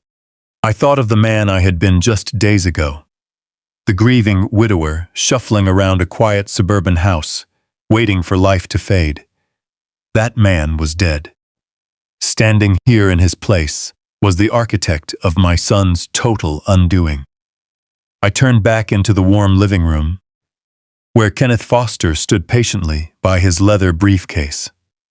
I gave a slow nod and told him to burn it down. Kenneth didn't hesitate. He picked up his phone and made a short, surgically precise call to his legal team, issuing orders to execute the immediate seizure of all assets tied to Connor's defaulted commercial loans. Because my anonymous entity was now his primary secured creditor, we held the absolute legal right to call the default terms without a single second of warning. The legal machine roared to life. Automated banking protocols triggered, and electronic locks snapped shut on every single dollar. Every line of credit and business account attached to Connor's failing marketing firm was frozen instantly. I walked back to the mahogany table and opened the laptop again, the feed from the hidden smoke detector filling the screen once more. In the suburban house, Connor and Melanie were blissfully unaware of the financial avalanche heading their way. They were lounging on the sofa, surrounded by empty bottles and food trays. Connor held his smartphone, tapping the screen with arrogant confidence as he bragged to Melanie about ordering late-night artisanal desserts from a high-end bakery downtown to cap off their victory. I watched him enter his corporate credit card information into the delivery app and hit confirm. 1 second passed, then 2. Connor frowned, tapping the screen again and muttering that it was getting late and the app was glitching. He tried a second time, the pale light of the screen reflecting in his eyes. Transaction declined. Connor scoffed and shook his head, annoyed by the minor inconvenience. Reaching into his pocket, he pulled out his wallet, slid out a heavy metal corporate card, and opened his mobile banking app to check the balance. The color drained from my son's face in an instant. That smug, arrogant grin vanished, replaced by a mask of pure, unadulterated terror. He bolted upright from the sofa. So fast, he knocked an empty crystal glass onto the hardwood floor, shattering it into a dozen sparkling pieces. He didn't even flinch, staring at his phone with wide, horrified eyes. Melanie asked what was wrong, her voice laced with sudden irritation at his clumsiness. Connor could barely piece together a sentence, stammering that his corporate account was showing a negative balance. He refreshed the app frantically with a shaking thumb until a bright red banner flashed across his screen. Account frozen. Connor dropped to his knees, unaware that his hand was resting right on the shattered glass. His phone vibrated violently in his palm as automated emails and text messages flooded his inbox like a digital assault. Alerts from commercial banks, notifications from payroll services, and urgent messages from lenders all screamed the exact same terrifying truth. His business assets had been legally seized, and his commercial loans were called due in full. The financial dam had burst completely. Melanie stood up, her designer dress rustling loudly in the quiet room, her annoyance morphing into sheer panic as she demanded to know what was happening. Connor looked up at her, his face as pale as paper and slick with sudden sweat, telling her that his business accounts were locked down solid and that the bank claimed an anonymous creditor had executed a hostile buyout of his commercial debt. He sounded like a man who had just stepped off a cliff and realized mid-air that he forgot his parachute. He tried frantically to log into their joint checking account, but the financial contagion had already spread. The luxury lease, the company office, and the maxed-out credit cards were all tied into the same web of toxic debt. Sitting in the penthouse miles above their suburban panic, I watched their fake world turn to ash. They ran around the living room screaming at each other, the expensive champagne souring in their stomachs. They thought they had outsmarted a tired old man, but they had simply walked blindly into a financial slaughterhouse. Tomorrow morning, that greedy real estate developer would show up with a briefcase full of cash, expecting to buy my house out from under me. And tomorrow morning, I would be waiting for them. The trap was sprung, and there was nowhere left for them to run. On Saturday morning, the sun rose, casting long shadows across the penthouse, but my eyes remained glued to the laptop screen. The hidden camera inside the smoke detector captured my living room in high definition. The empty champagne bottles from the night before had been hastily kicked under the sofa, leaving the space looking desolate. Stripped of 45 years of love and memory, reduced to a staging ground for a crime. Prompt 9 a.m. hit, and the front door slammed open. Melanie pushed her way inside wearing a sharply tailored pantsuit, radiating a frenzied, neurotic energy. Right behind her was the real estate developer. Right behind her was Squeed, squeezed into a cheap suit that fit terribly around his shoulders, a heavy leather briefcase in his hand. He carried that unmistakable demeanor of someone who made a living feeding on other people's desperation. Stepping into my home, he immediately began scanning the walls, likely calculating how cheaply he could bulldoze the structure and flip the land. The real spectacle, however, was unfolding in the corner of the room.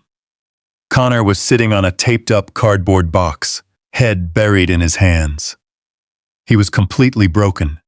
His designer shirt was wrinkled, his hair disheveled, and his face slick with cold sweat. His smartphone sat on the floor near his feet, vibrating relentlessly against the hardwood. Every few seconds, the screen flared to life, displaying another disastrous notification. Bank alerts, loan defaults, asset seizures. Kenneth Foster and his legal team had dismantled his entire business life overnight, and the aftershocks were currently tearing my son apart. Connor picked up the phone, his hand shaking so violently he could barely unlock the screen. I watched him dial a number, press the phone to his ear, and then throw it back onto the floor in defeat. His creditors weren't answering. His accounts were locked solid. He was suffocating under the weight of his own toxic debt. Toxic debt, utterly paralyzed by the sudden, unexplainable destruction of his fake empire. Melanie ignored her husband entirely, her eyes glued to the developer and his leather briefcase. She knew their business accounts were frozen. She knew the luxury car and expensive leases were currently in the crosshairs of a hostile takeover. That meant the $400,000 in cash for my house was no longer just a windfall. It was their absolute final lifeline. The only thing standing between her and total financial ruin. She guided the developer toward the dining table, sweeping aside a pile of junk mail with a forced plastic smile. Speaking rapidly, her voice tight and high-pitched with panic, she told the man they had all the necessary paperwork ready and just needed his signature to initiate the deed transfer immediately. She pulled a thick stack of documents from her designer handbag and slammed them onto the table. Resting right at the top of that pile was the fraudulent medical declaration.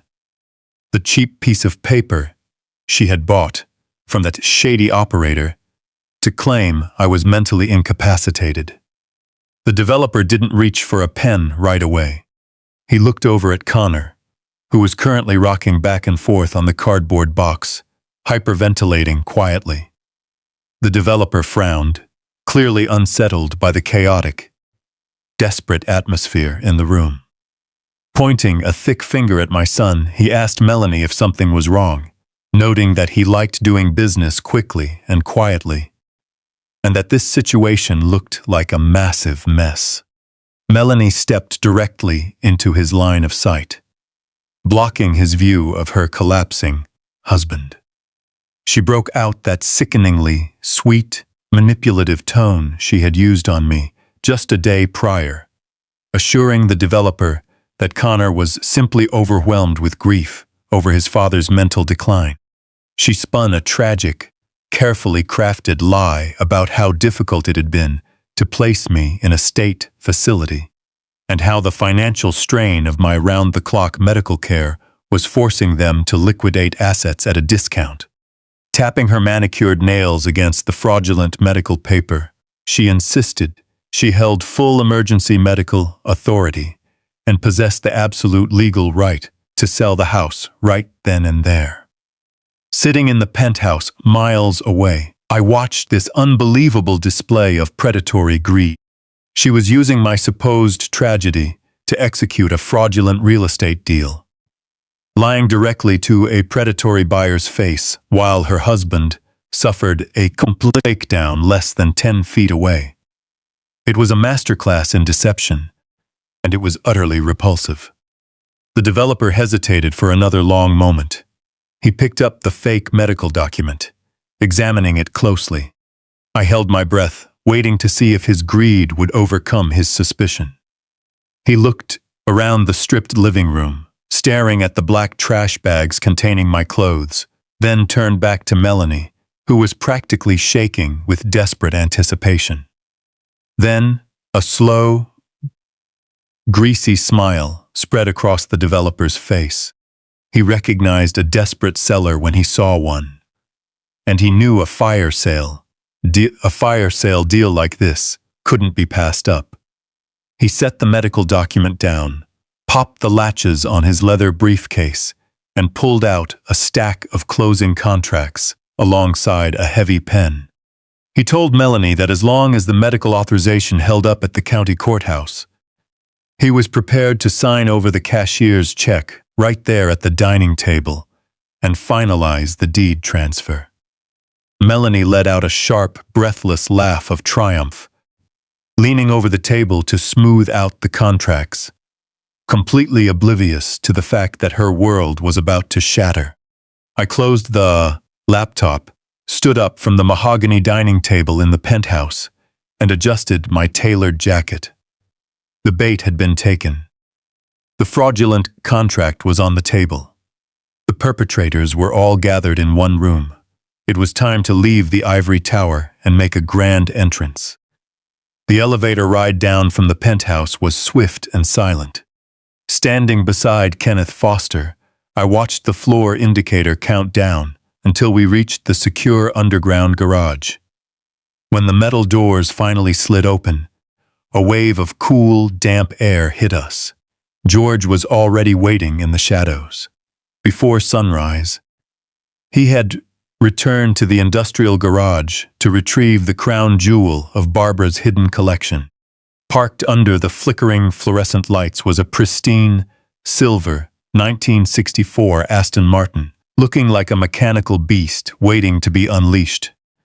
I walked slowly toward the classic machine, the polished silver paint reflecting the harsh garage lights with dazzling intensity.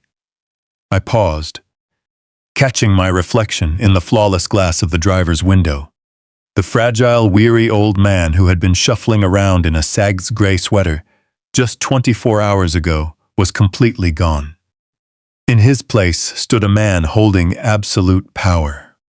Kenneth had arranged for a tailor to fit me at the penthouse the night before, and I was now wearing a perfectly fitted charcoal gray Italian suit, expertly tailored to emphasize my broad shoulders and straight posture. My silver hair was combed neatly back, my eyes clear and sharp. I looked like a man who owned the entire city. I pulled open the door and slid into the driver's seat. The interior smelled of rich, aged leather and fresh mechanical components. I wrapped my hands around the polished wooden steering wheel. For 30 years of my life, I had driven a rusty pickup truck to a sweltering steel mill, never allowing myself to enjoy the fruits of my hard labor. Now, sitting inside this multi-million-dollar masterpiece, I felt the heavy weight of my wife's brilliant legacy. I turned the ignition key. The massive engine roared to life with a deafening, aggressive growl that vibrated off the concrete walls of the underground garage. Kenneth Foster opened the passenger door, slid inside, and rested his heavy leather briefcase on his lap. George walked over to his own muddy truck, parked nearby, preparing to follow right behind us. I shifted into gear and pressed down on the accelerator, the silver machine surging forward with incredible power as we sped up the concrete ramp and broke out into the bright morning light. The drive toward the suburban neighborhood felt completely different today. I was no longer a confused victim being hauled off in the back of a dingy white van. I was a returning king about to reclaim his territory. Every time I hit the gas, the engine let out a deep, throaty roar that echoed off the towering glass buildings downtown. As we crossed the city limits into the quiet residential streets, the contrast became staggering. It was a peaceful Saturday morning, with neighbors outside watering manicured lawns or walking dogs along spotless sidewalks. The sudden, deafening roar of my engine completely shattered the suburban quiet. Heads turned, and people stopped what they were doing to stare in absolute shock. They probably expected to see some lost celebrity cruising through our modest neighborhood in a car like that. They certainly didn't expect to see the elderly widower who had been hauled away toward a county facility just yesterday. I steered the heavy car around the last familiar corner, and my house came clearly into view. The real estate developer's plain sedan was parked carelessly by the curb, while Connor's newly leased luxury SUV sat right in the center of my driveway. I didn't slow down to politely yield. I hit the gas and drove the gleaming silver machine aggressively into my own driveway, slamming on the brakes just inches from his shiny black bumper. The tires shrieked, and the engine gave a final explosive roar that echoed through the entire block like thunder. I cut the ignition. The sudden, ringing silence that followed was heavy and electric. Pushing open the heavy metal door, I stepped onto the concrete driveway. The bright morning sun illuminated the silver paint and the deep, expensive fabric of my suit. Standing tall, I adjusted my crisp cuffs and looked up at the large front window of my home. The curtains were already twitching. They had heard the commotion. They knew someone was outside, likely wondering which angry creditor had finally come to collect. Kenneth stepped out from the passenger side, straightening his silk tie and gripping his briefcase firmly, looking utterly calm and lethal. George parked his heavy truck directly behind us, completely blocking the foot of the driveway so no one could escape. Stepping out, he crossed his thick, muscular arms over his chest. The three of us formed an unyielding wall. Three men standing on a quiet suburban driveway, fully prepared to execute a flawless financial takedown. I looked at my front porch, the exact same porch where my greedy son had given me a fake, hollow hug, told me he loved me, and happily handed me over to a transport driver. I walked up the concrete steps with purpose, my expensive leather boots making a heavy, deliberate sound on the wooden porch. Kenneth and George moved up right beside me, acting as my advance guard. Reaching out, I gripped the brass handle of my front door. The steel jaws of the trap were ready to snap completely shut. I pushed the heavy oak door open, and it hit the interior wall with a hollow thud that echoed through the entire house. I crossed the threshold, my boots snapping crisply against the hardwood floor as Kenneth and George filed in right behind me, sealing off the exit. The living room looked exactly as it had on the laptop screen. Stripped of my memories, cluttered with cardboard boxes. But the atmosphere froze instantly. The second their eyes fell on me, all that frantic, greedy energy evaporated into thin air. Connor was still sitting on his taped-up cardboard box, his jaw practically dropping to the floor. He stared at me as if a ghost had just walked through the front door, taking in my tailored Italian suit, impeccably combed silver hair, and calm, predatory gaze. The fragile, trembling old man he had hugged on the driveway yesterday was completely gone, and the realization was short-circuiting his brain. Melanie dropped her designer pen, letting it rattle loudly across the dining table. The color drained from her face, leaving her looking like a pale wax figure. "You're supposed to be in the facility," Melanie stammered, her voice rising to a high-pitched squeak. "They took you to the state building." I didn't yell or raise my voice.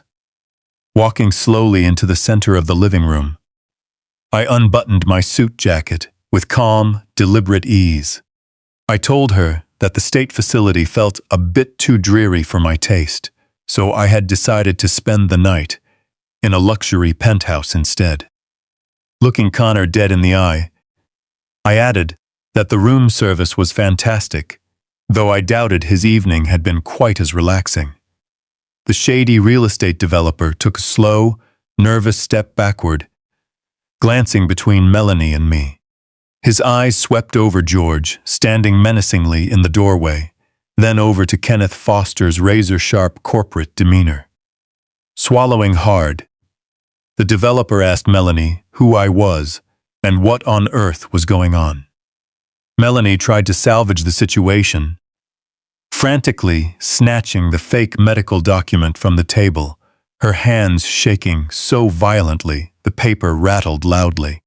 She begged the developer not to listen to me, claiming I was deeply unwell, and that she had the emergency medical power of attorney to prove it, pointing a trembling finger to insist I had escaped from the facility.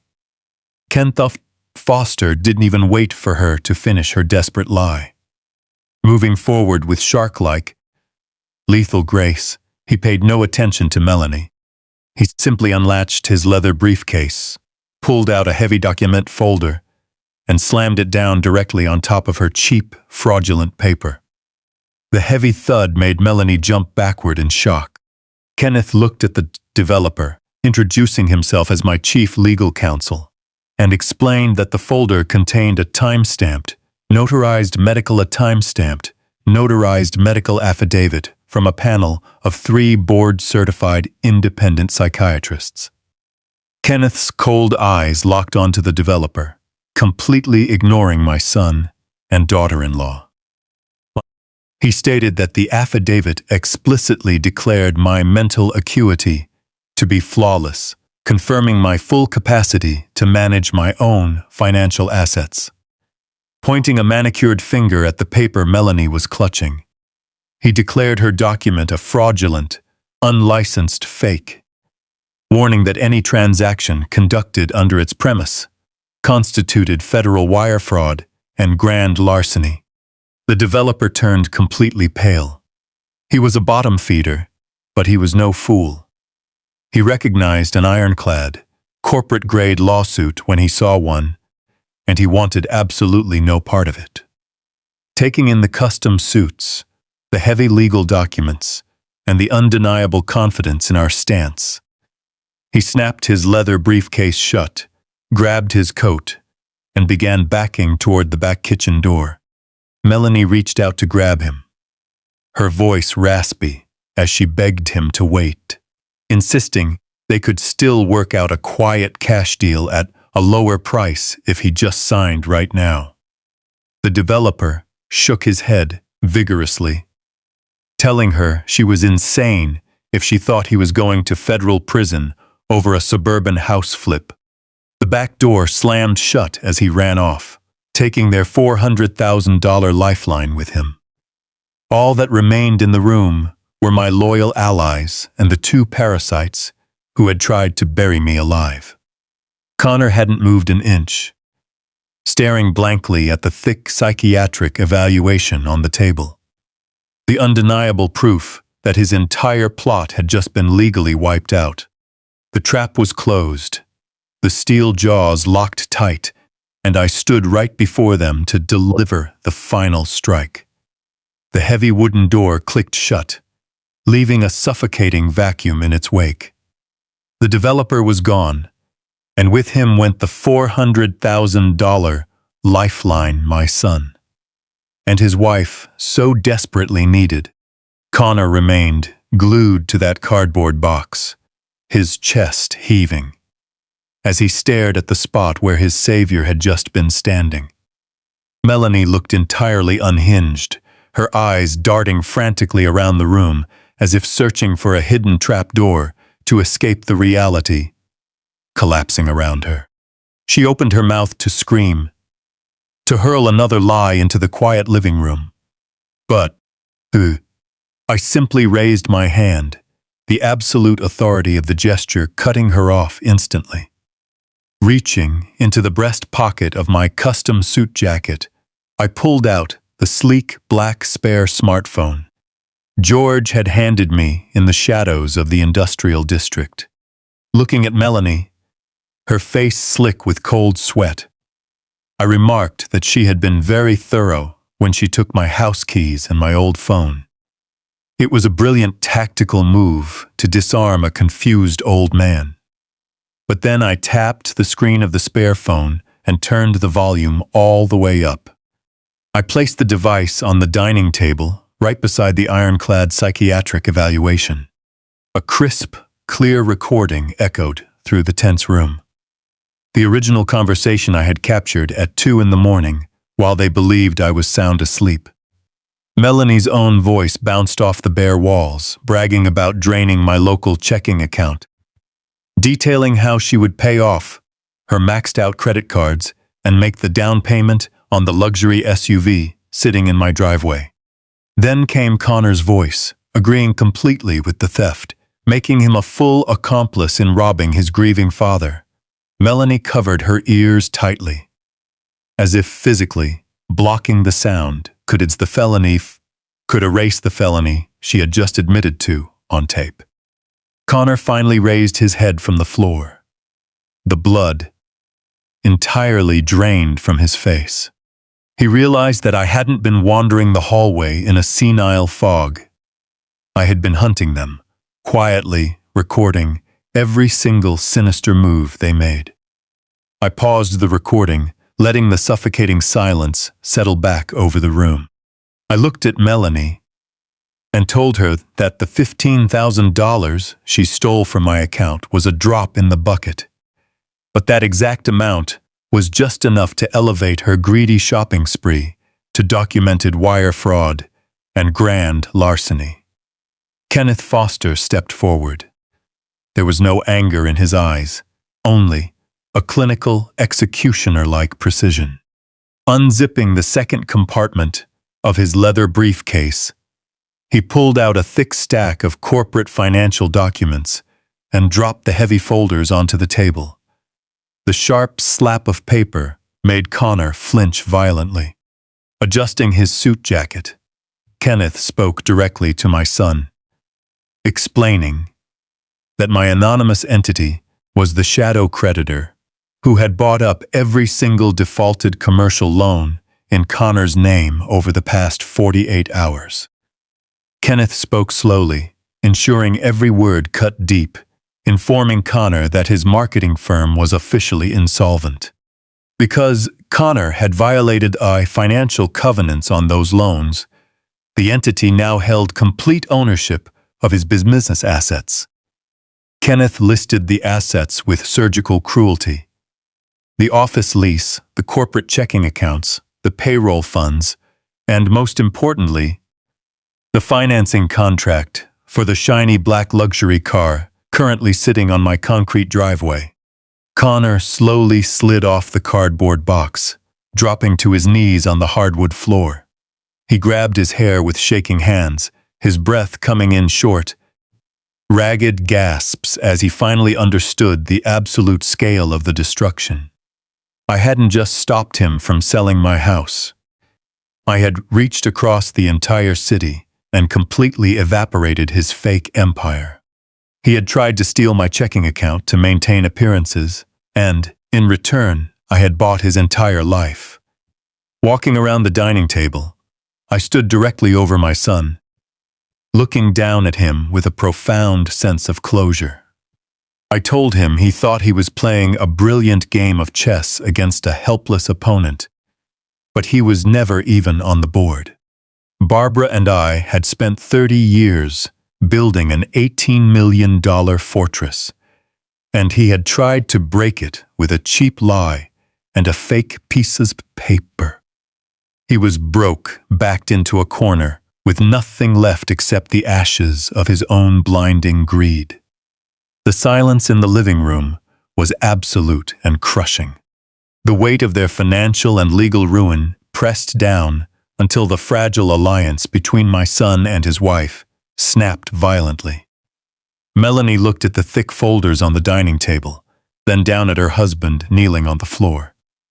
The polished, elegant mask she wore completely melted away, exposing the terrified, selfish coward underneath. She backed away from Connor as if he had suddenly caught a contagious disease. Her voice rose to a sharp, frantic pitch, echoing off the bare walls of my stripped living room. Pointing a trembling finger at his face, she screamed that none of this was her fault. She told Kenneth Foster that forging the medical documents was entirely Connor's idea, wildly claiming Connor had hired the fake operator because he desperately needed cash to save his failing business. She swore she was just a victim trying to survive in a toxic marriage, manipulated by a desperate husband.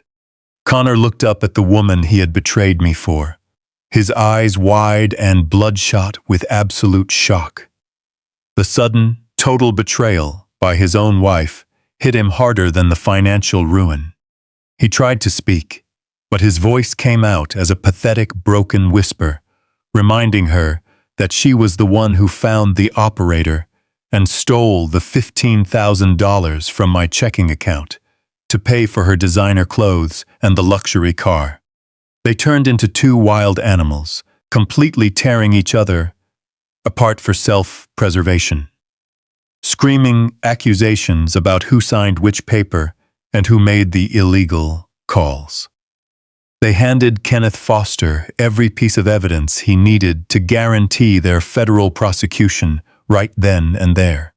I stood in the center of the room, watching them tear into each other for several minutes, witnessing the pathetic implosion of their fake, perfect life. Then I took a step forward, the heavy thud of my leather boot against the floor shutting them both up instantly.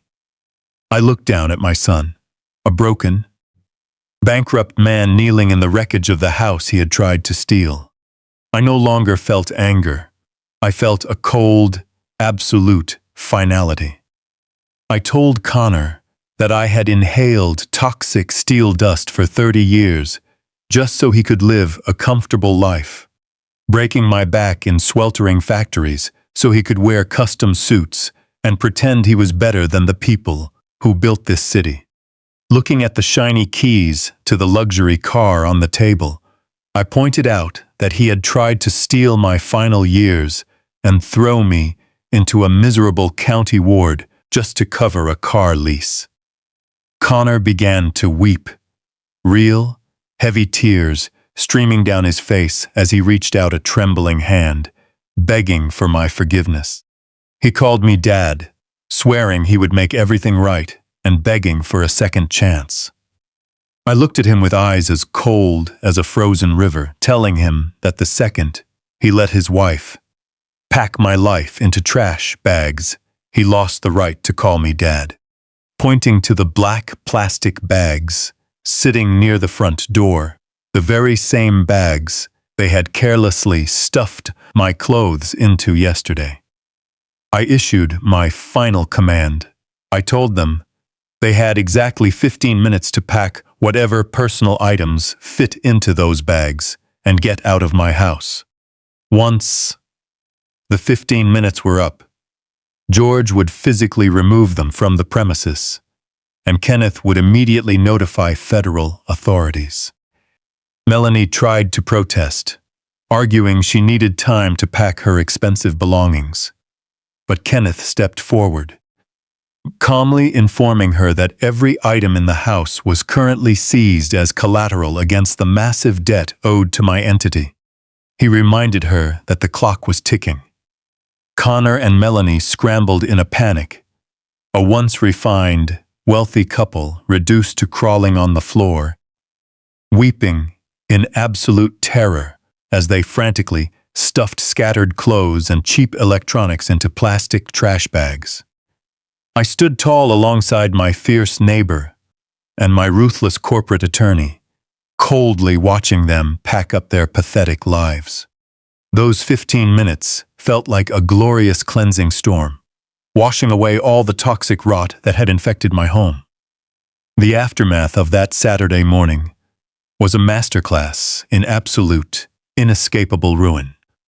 When Kenneth Foster's legal team formally submitted the mountain of evidence to authorities, local police didn't even handle the case. The staggering scale of the real estate fraud, combined with interstate wire transactions and forged medical documents, immediately triggered a federal investigation. My son and daughter-in-law's absolute arrogance vanished completely. Federal agents knocked on the door of the cheap motel room they were forced to rent. And under the harsh federal spotlight, their unified front shattered entirely. Less than 48 hours after the confrontation in my living room, Melanie desperately filed for divorce in an attempt to save herself. She hired a cheap defense attorney to pursue a plea bargain, screaming to anyone who would listen that Connor was the mastermind and she was merely an innocent spouse caught in the crossfire. The federal prosecutors, however, had the recordings from my spare phone, the paper trails, and the undeniable proof that Melanie had personally stolen the $15,000 from my checking account and orchestrated the illegal sale of my property. The divorce offered her no protection. Charged with multiple counts of wire fraud, conspiracy, and elder abuse, she faced mandatory minimum sentences that would easily consume the best years of her life. Connor, on the other hand, was left with nothing. My entity legally liquidated his entire fake empire, leaving him suffocating under hundreds of thousands of dollars in unpayable debt. Stripped of his luxury car, custom suits, and wealthy facade, the friends he had bragged to in my living room abandoned him completely. Deprived of everything, my son was forced to take a minimum wage retail job stocking shelves. On the night shift, just to afford a shared apartment and pay the retainer for a criminal defense attorney who told him from day one that the case was unwinnable. As for the suburban house where Barbara and I had spent 40 years, I never spent another night inside. The memories there had been tainted, the warmth stripped from its rooms. But I refused to let my son's greed define the property. With Kenneth's help, I transferred the deed into a charitable trust. The house was completely renovated and donated to a local organization providing safe, rent-free housing for elderly widows who had suffered financial exploitation.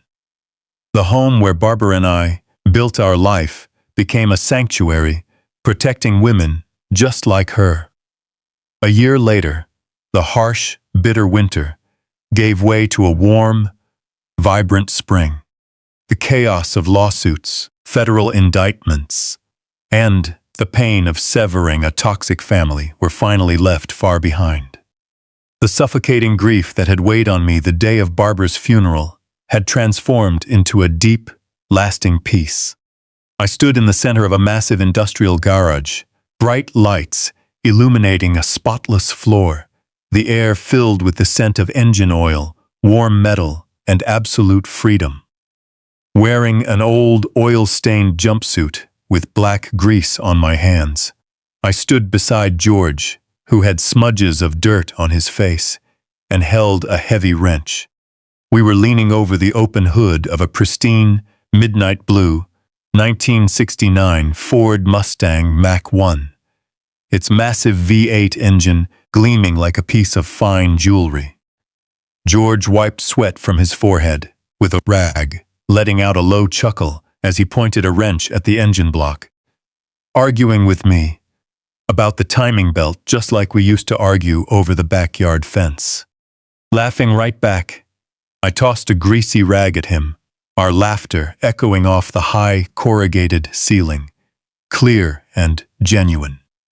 Walking over to a metal workbench in the corner, I picked up a framed photo of Barbara. An old picture taken decades ago right in front of this garage, showing her with a bright, knowing smile. I looked at the photograph, then up at a shop filled with pristine, multi-million-dollar classic cars. I had inhaled toxic steel dust for 30 years, just so my son could live a life he ultimately threw away. But my brilliant wife had forged every drop of my sweat into an unbreakable legacy. They thought I was just a tired, uneducated old man waiting to wither away in a county ward, having no idea I was sitting on an $18 million war chest or what kind of fire still burned in my veins.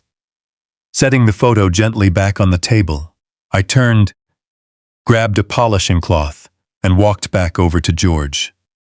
My hands were still rough, calloused, and stained with grease. For the first time in my 73 years, I felt completely free, finally living the life Barbara and I had quietly built in the shadows. If I learned one thing from it all, it's that true family isn't defined by blood, but by unconditional loyalty and respect.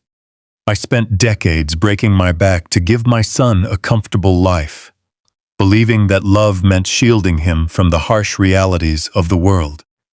But protecting someone from the consequences of their actions doesn't make them strong.